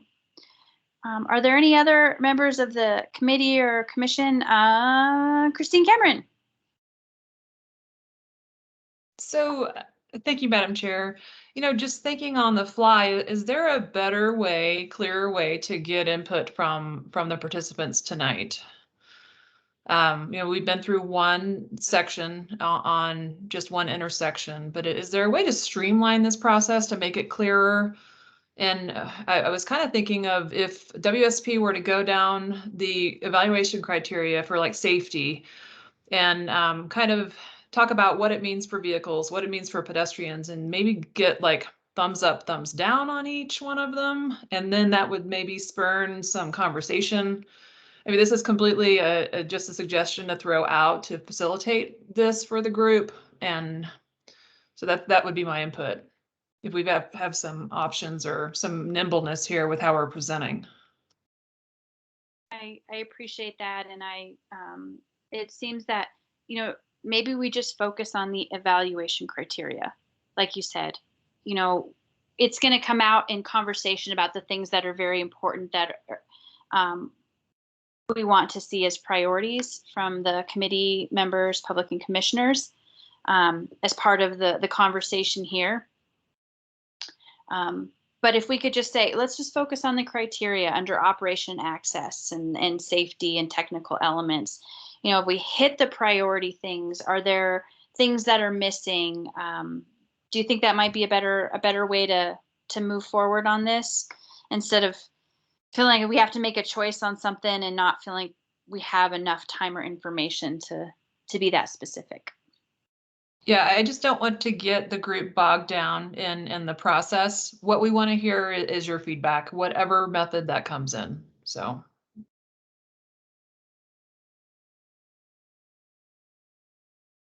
Thank you.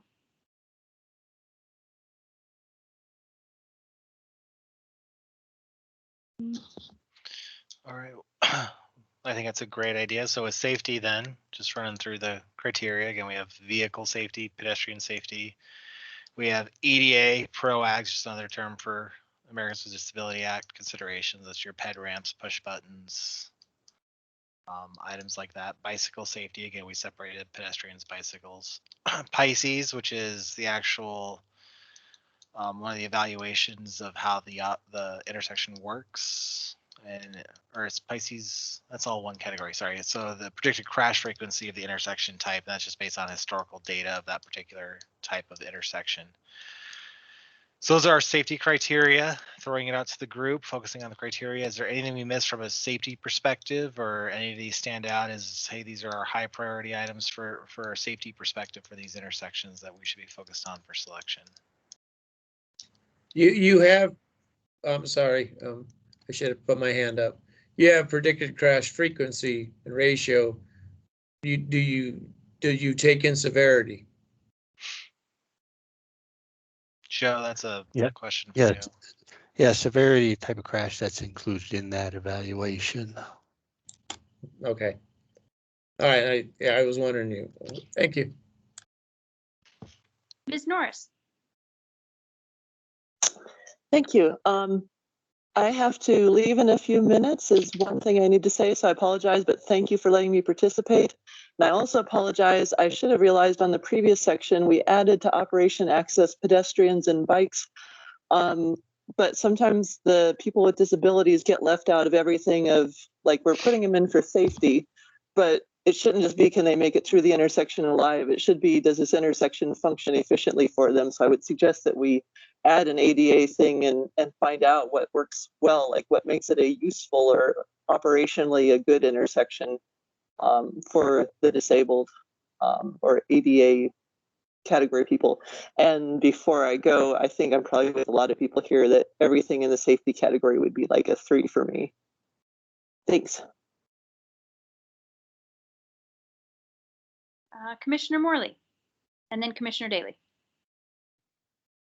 Thanks. I agree this is a really important category, generally wanting to see some higher pieces. I think the severity piece is really important. And when you're thinking about the criteria, you know, the impacts to the severity of bikes and peds are different than the people inside vehicles, right? Like the thing versus the person. So I think that that's really important.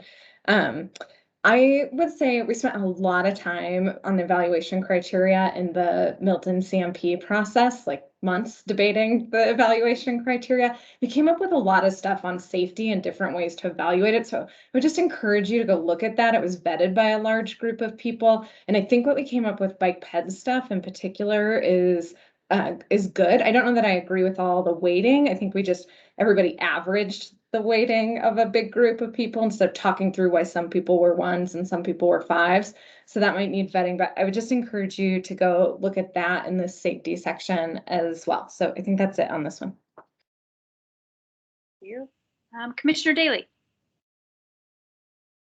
Thank you, Madam Chair. So kind of bridging categories here. So, you know, up in the operation and access, we've got driver familiarity.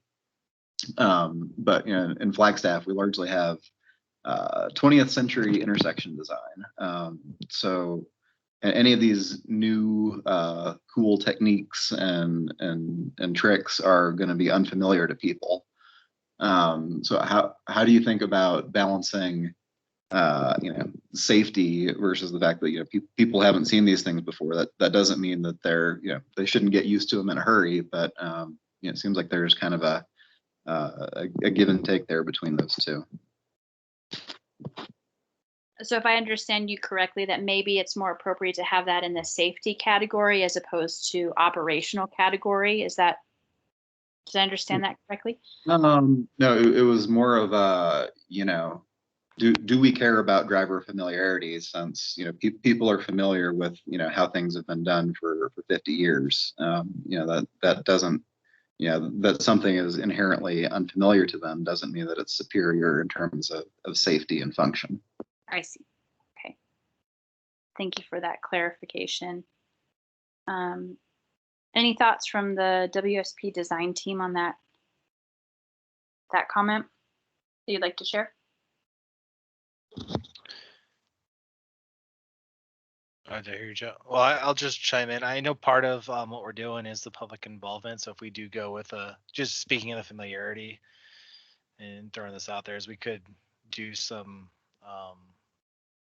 you know, some education campaign as part of our public involvement as well. If we do some of these new topics, I know, you know, part of education can be part of what we do for this if we do go down one of these routes too. So that's a very good comment, and we can maybe speed up that education and make people aware of what we're doing and why we're doing. I know that's what we've done on some other projects, you know, work with local newspapers and media to explain what we're doing, why we're doing it, make people aware proactively so it doesn't have the community as surprise. So there's ways to mitigate that unfamiliarity and increase expectancy before it's even implemented.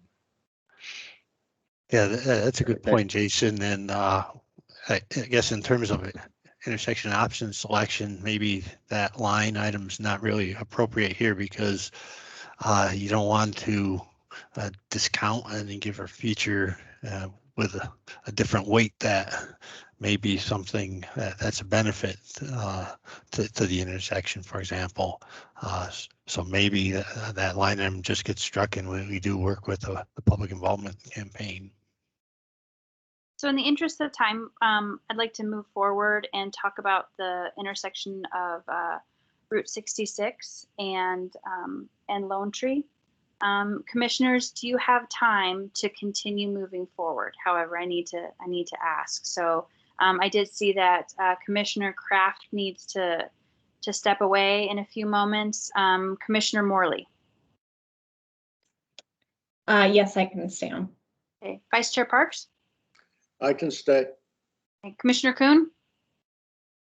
I got a few minutes. Okay.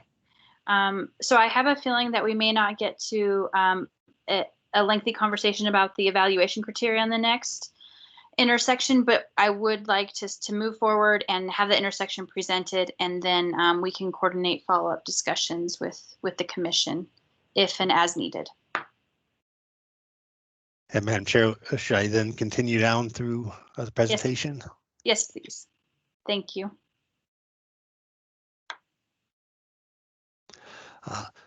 So right now at Lone Tree and Route 66, we're still at an earlier stage. We need to do some coordination with ADOT, but we have started looking at some intersection types. Some of the intersection types that we've started looking at a high level are a conventional intersection, the one that's essentially been shown in our earlier presentation on Route 66, where we've got double lefts head westbound onto Lone Tree, coming from the south, double lefts going westbound and double rights going eastbound. We have a eastbound exclusive right turn lane to go southbound. We're just showing the standard medians right now and crosswalks for that intersection. Not to say that we can incorporate aspects of a protected intersection, such as a separate ped and bike crosswalks or the signals at this intersection.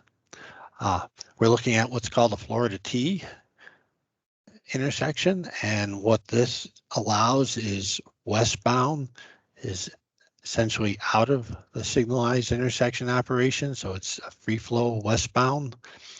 We do know that peds and bikes crossings are important, and we would be considering maybe a separate crossing signal on westbound to safely get peds and bikes across till into this intersection timing to get them across Route 66. We would be looking at what we could do for a median for a staging area. This has some advantages for traffic flow. We've looked at a very high level, what's called a jug handle, because we know that there's a lot of westbound to southbound traffic, and having it go out and around and come into the intersection without making a left turn, it becomes essentially a through movement. It simplifies the operation of the signal. It gets rid of some of the phasing. That does, though, have quite a bit of right-of-way impacts. And as I mentioned, these are just intersection types at this point. And we are looking at, I've been asked to look at a roundabout concept on Route 66. This is just a drawing we've got right now, and some of the things we're seeing is maintaining the 2 lanes in and leaving the intersection in both the east and west direction, as well as 2 lanes coming in from the south. This is about the footprint we would see for a roundabout at this location.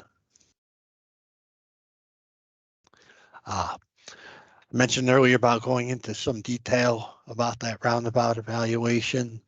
I guess what I could boil down from what you see on these graphs here, when we looked at the volume of traffic and the left turning traffic, both at Route 66 and Lone Tree and Butler and Lone Tree, we've got very high traffic volumes, and high enough that they're outside the range of what a double lane roundabout can safely operate acceptably.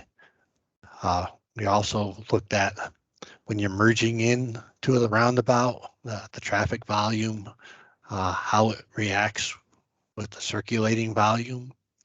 And on all the approaches on 66 and Lone Tree and Butler and Lone Tree, that combination is above the value where we may need more than 2 entering lanes. And the planning level is saying that we need to do more detailed capacity evaluation. We had looked at the numbers with some capacity software, namely Rodel. It's a roundabout capacity software. And for the roundabout at Route 66 and Lone Tree to operate acceptably, that eastbound to southbound movement, and let me go back. This eastbound to southbound movement and northbound to eastbound movement would need to be a free flowing movement. And that does have some implications for crossings. Right now, we've got the trail underneath the bridge here. It would be difficult to have crossings of those movements given the traffic volumes that are at the intersection. So that was our high level look at roundabouts, as well as some of the intersection types. Similar to what we looked at Lone Tree and Butler, we've got the dual path and sidewalk coming across the bridge on the west side, and the single one-way north bike path and sidewalk coming from the south, and consider keeping pedestrians on the north side, the crosswalk. The Jug Handle here has some challenges with crossing that right turn that's going to go through. So that's a challenge with quicker traffic, as well as the significant right-of-way impacts. Back here, conventional intersection, as well as the Florida T, are more accommodating to a protected intersection considerations. So those are the 4 high-level intersection types we've looked at so far. Madam Chair, maybe that's a point for some feedback, comments.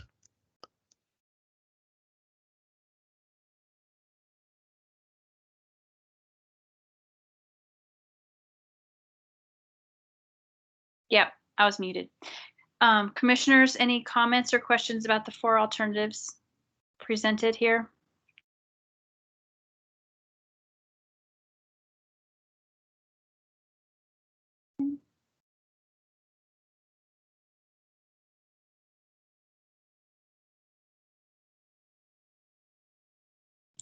Okay, let's move. Commissioner Morley?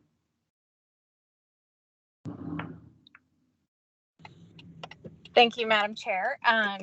So a couple quick thoughts on this, and it goes back to trying to stick to the evaluation criteria piece. As you were talking, it made me think related to the operational safety criteria. One of the things that we did under the Milton Corridor Master Plan is and to what Deb Harris was saying about all the jargon that people don't understand. What people are really interested in is travel time, right? And so you start talking about level of service or volumes, that's not really what the public cares about. They want to know how fast they can move through town and what this does to their daily travel time.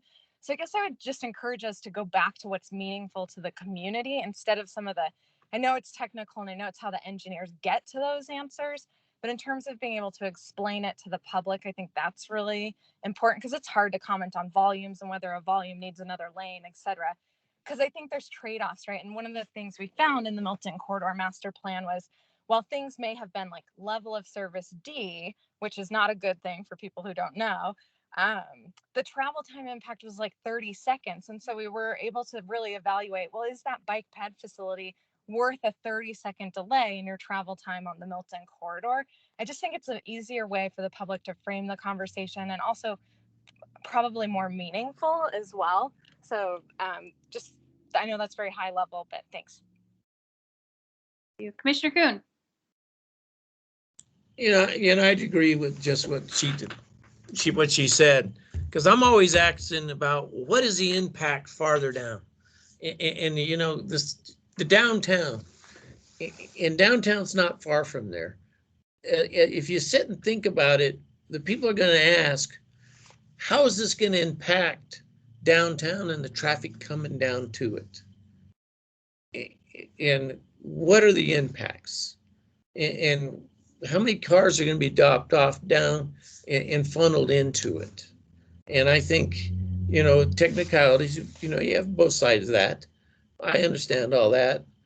But the common person is going to have that same thing. How is it going to impact me when I go downtown?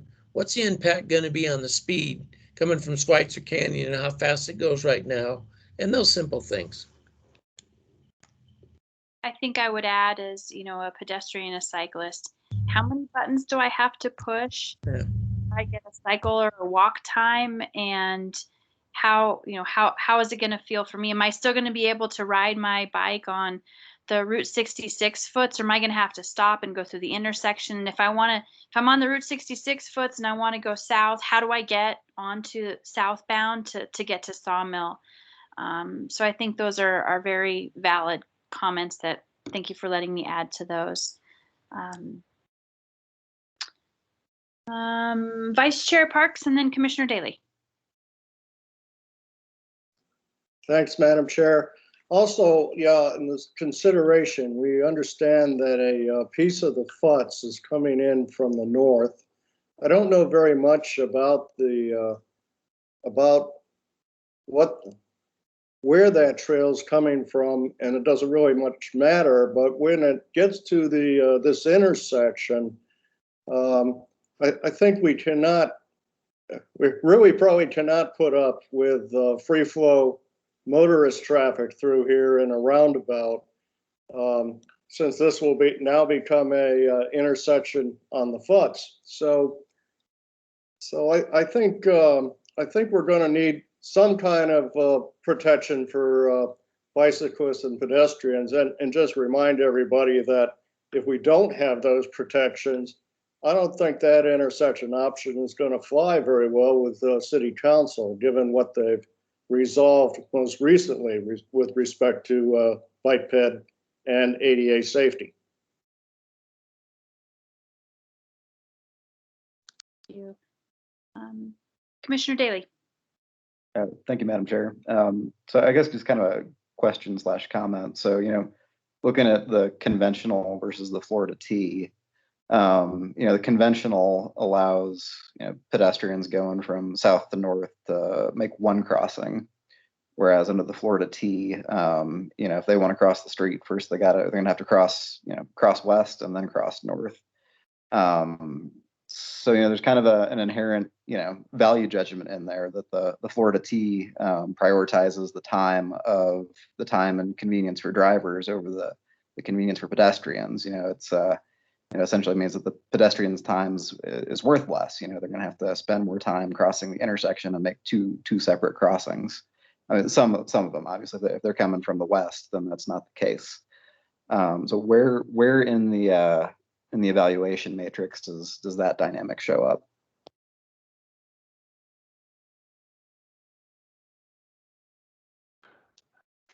Madam Chair, that is definitely something that can get added to that criteria, and we could put some numbers to numbers of crossings, or how difficult it is to get a crossing for a particular option, and that could be added to the operations category of the matrix.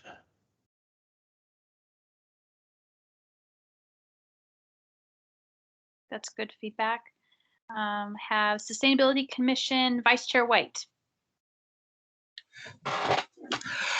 Thanks. One thing I was just thinking about on the other slide, I think it's the Jug Handle Intersection.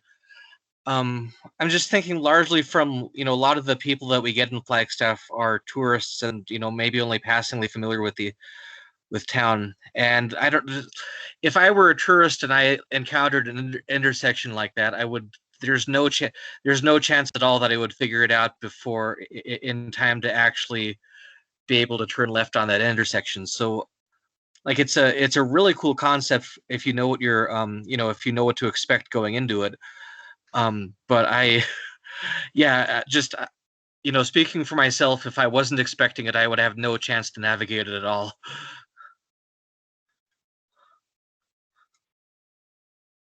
Right. Vice Chair Parks and Commissioner Kuhn, you both still have your hand up. I don't know if you have more to say or it's just still.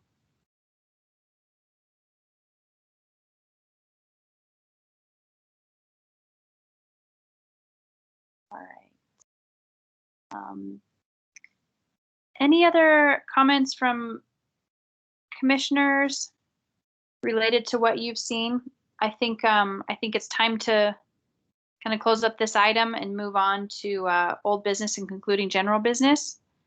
Sounds like we'll have more opportunity to discuss and review in the future, but this was a good first pass. So final call for commissioner comments. Okay. Are there any other members of the public or committees that would like to speak to this issue? And while I look for anyone else who's interested, Commissioner Morley, please go ahead. Yes, apologies for the late hand there. So I also, in terms of the evaluation criteria, I think there's some other categories that are high level missing. I'd like to see how this infrastructure helps us achieve a whole bunch of community goals. So a category like community character, I think that gets to some of the issues Deb Harris was bringing up in terms of what are the noise impacts of different designs?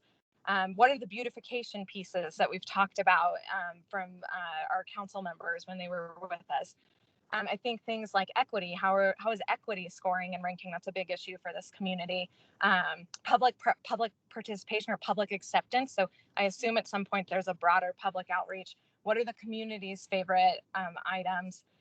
So I would go through and think about some of those non-traditional things and how we're making sure we achieve the broad community goals. And then I would say, this is all really high level. I appreciate you seeking feedback, and I'd let you guys run with it from there and come back with response. You've heard a lot from us tonight, and then I'd love to be informed about what you took away from this and how you refined that and came back, and just appreciate the level of effort. It's a complicated project, and thank you all so much. Thank you. I do not see further comments from commissioners or public, so I think this would be a good time to the design team to wrap things up. And if you have any closing comments that you'd like to make, please go ahead.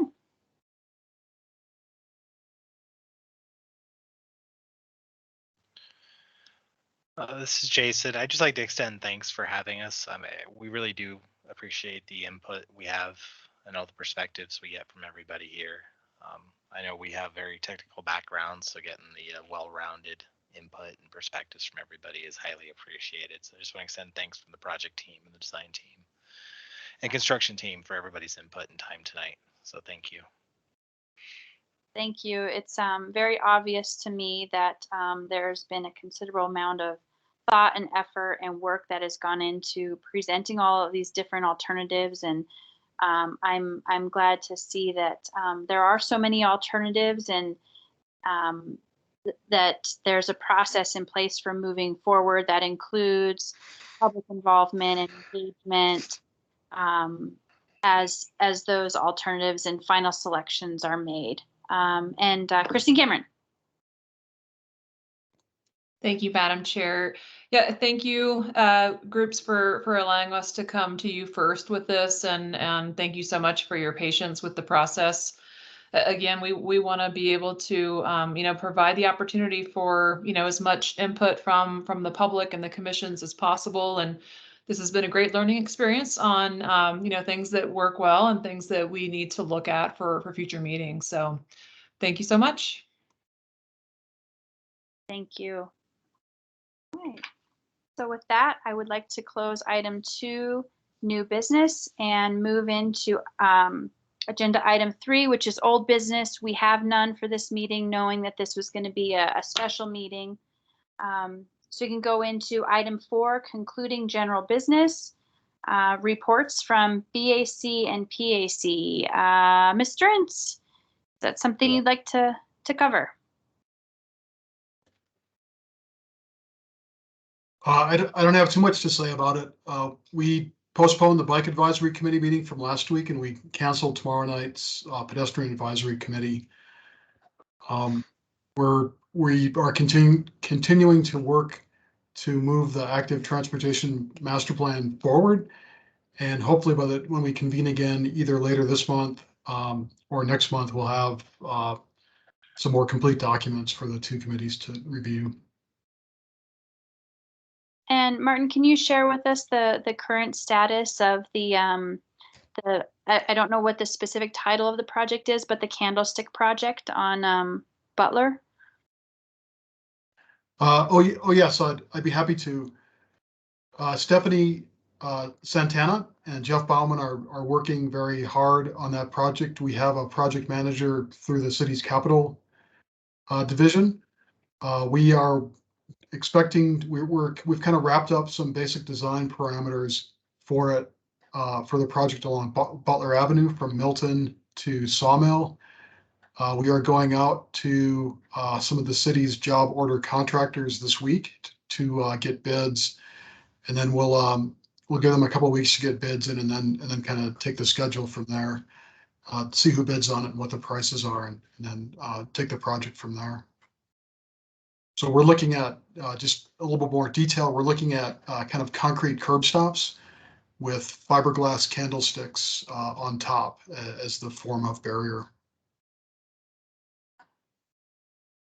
Thank you for that update. Any questions for Martin on the BAC, PAC, and that particular project?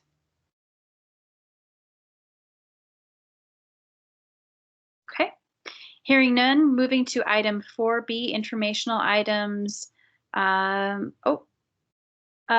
Daly, is that a question about what Martin just presented, or is that for the next? It was, thank you, Madam Chair. So Martin, it's wonderful to hear that that project is moving forward. I think there's considerable community interest in hearing that it's moving forward. So I don't know if you guys are advanced enough that it would be appropriate to do a social media post or something, but I think that might be something to look into. Thank you.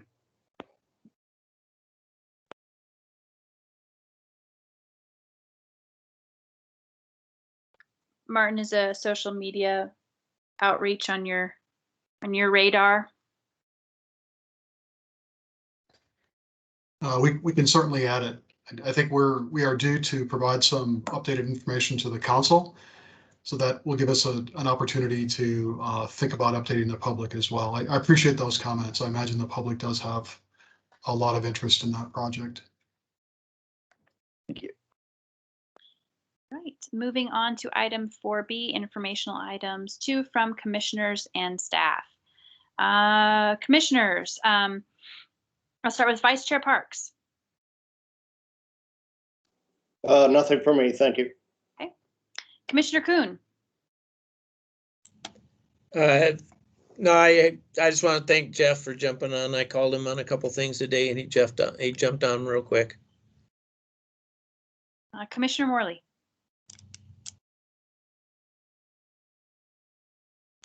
Yeah, the Mountain Lines transit planning process is underway. It's called Flagstaff in Motion. There's surveys available on the Flagstaff Community Forum and other websites around. So please spread the word, take the surveys. We want to hear your feedback. Thank you.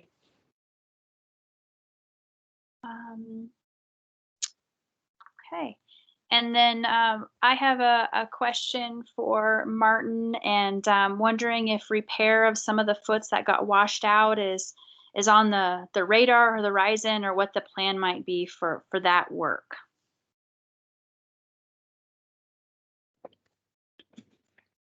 Well, I know a few of the cases that there's some work underway on, but I don't know all of them. Are you talking about a specific trail, or just kind of in general?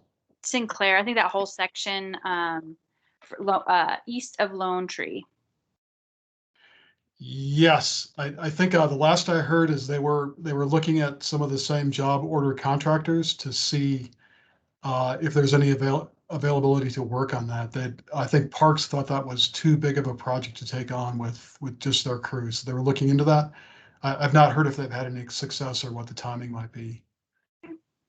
Thank you. I was just curious. Want to thank all of the commissioners from Sustainability, PAC, BAC for being here this evening. There's a lot of material to digest, and hopefully we'll be thinking about it moving forward. And please, let's stay engaged and participate in how this project develops and moves forward. So I just want to express my gratitude to you all for also staying late.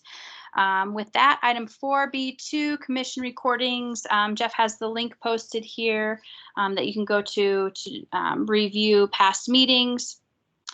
And moving to item 4C, our next meeting is Chair, I was wondering, is there any way that we would be able to give an update on the neighborhood traffic calming? It'd be very quick, if that's acceptable.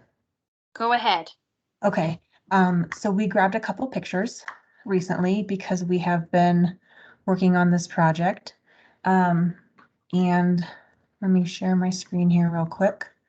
Radar feedback signs was one of the things that we were going to be putting up. So I believe I'm sharing my screen now. Yeah. Yes. So radar feedback signs. So kind of discussing here the few projects we've been dealing with. The first one I've got a picture of is over here on Country Club. So if you guys remember, we took speeds. There is a speeding issue. We discussed putting up radar feedback signs as a possible mitigation. One of the ones that we were placing was, I believe it's about right here. And this is a picture of it. So it's up. Currently, it is not actually running.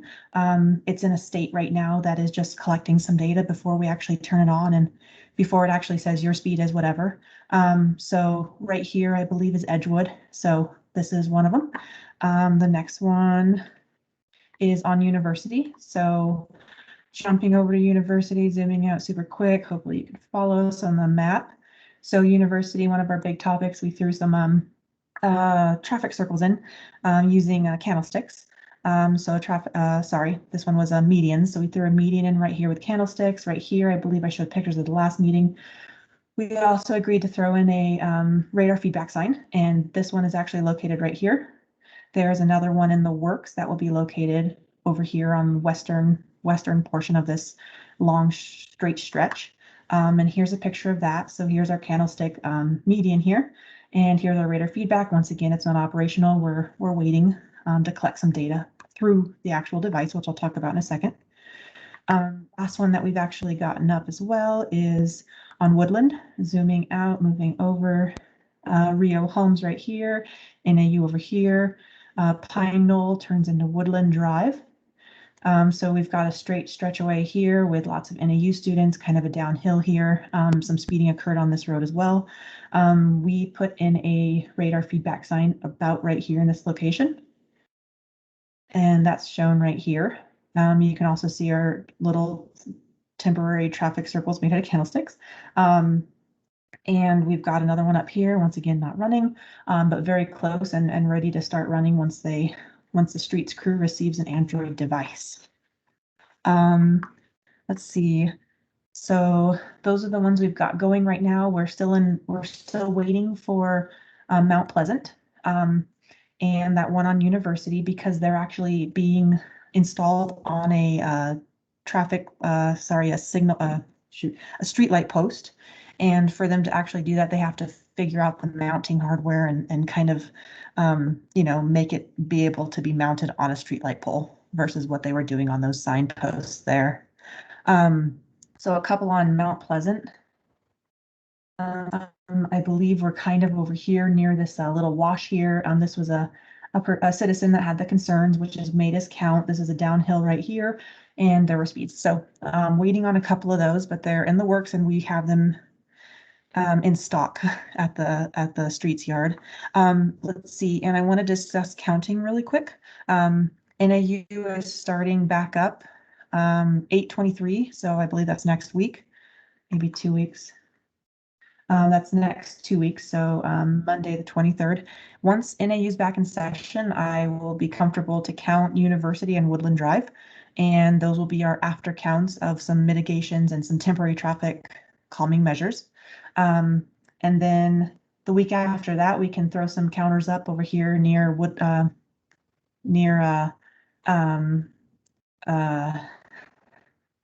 Country Club Drive, and we're just going to start collecting data to see how this stuff has worked with throwing up these radar feedback signs and whatnot.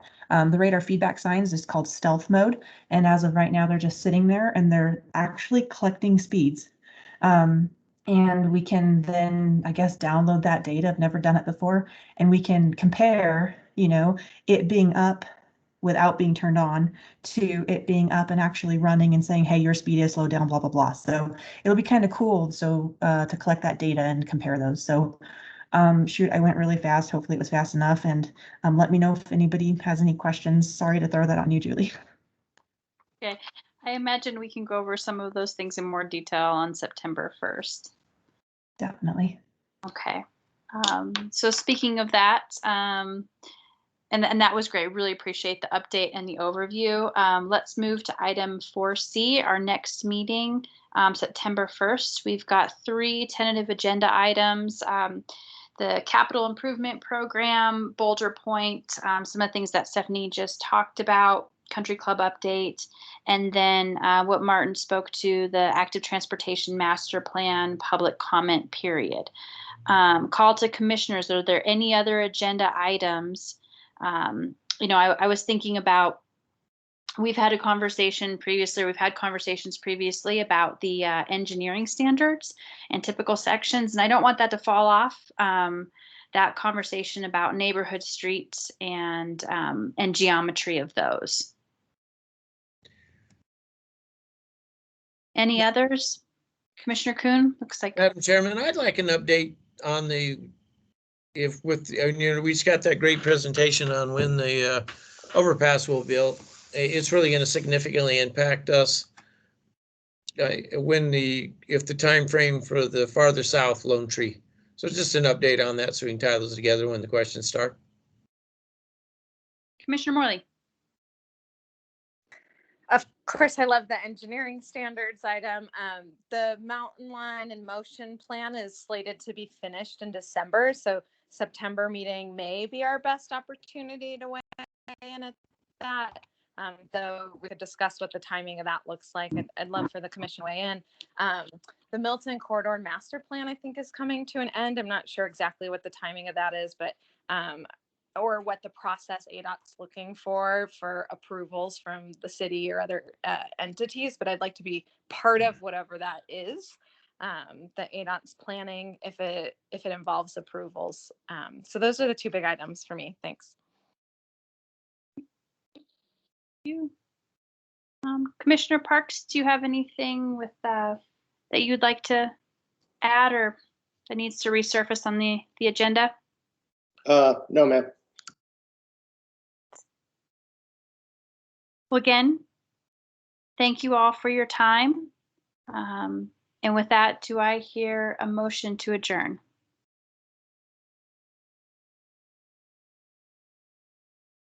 So moved. So moved. Okay, thank you. Motion from Commissioner Kuhn, seconded by Commissioner Morley. We are adjourned, or excuse me, all in favor? Aye. Aye. Aye. Be safe. Have a good evening. Good night. We're adjourned. Thanks. Thank you. Bye. Thanks, Jeff, Christine, Stephanie, whole team.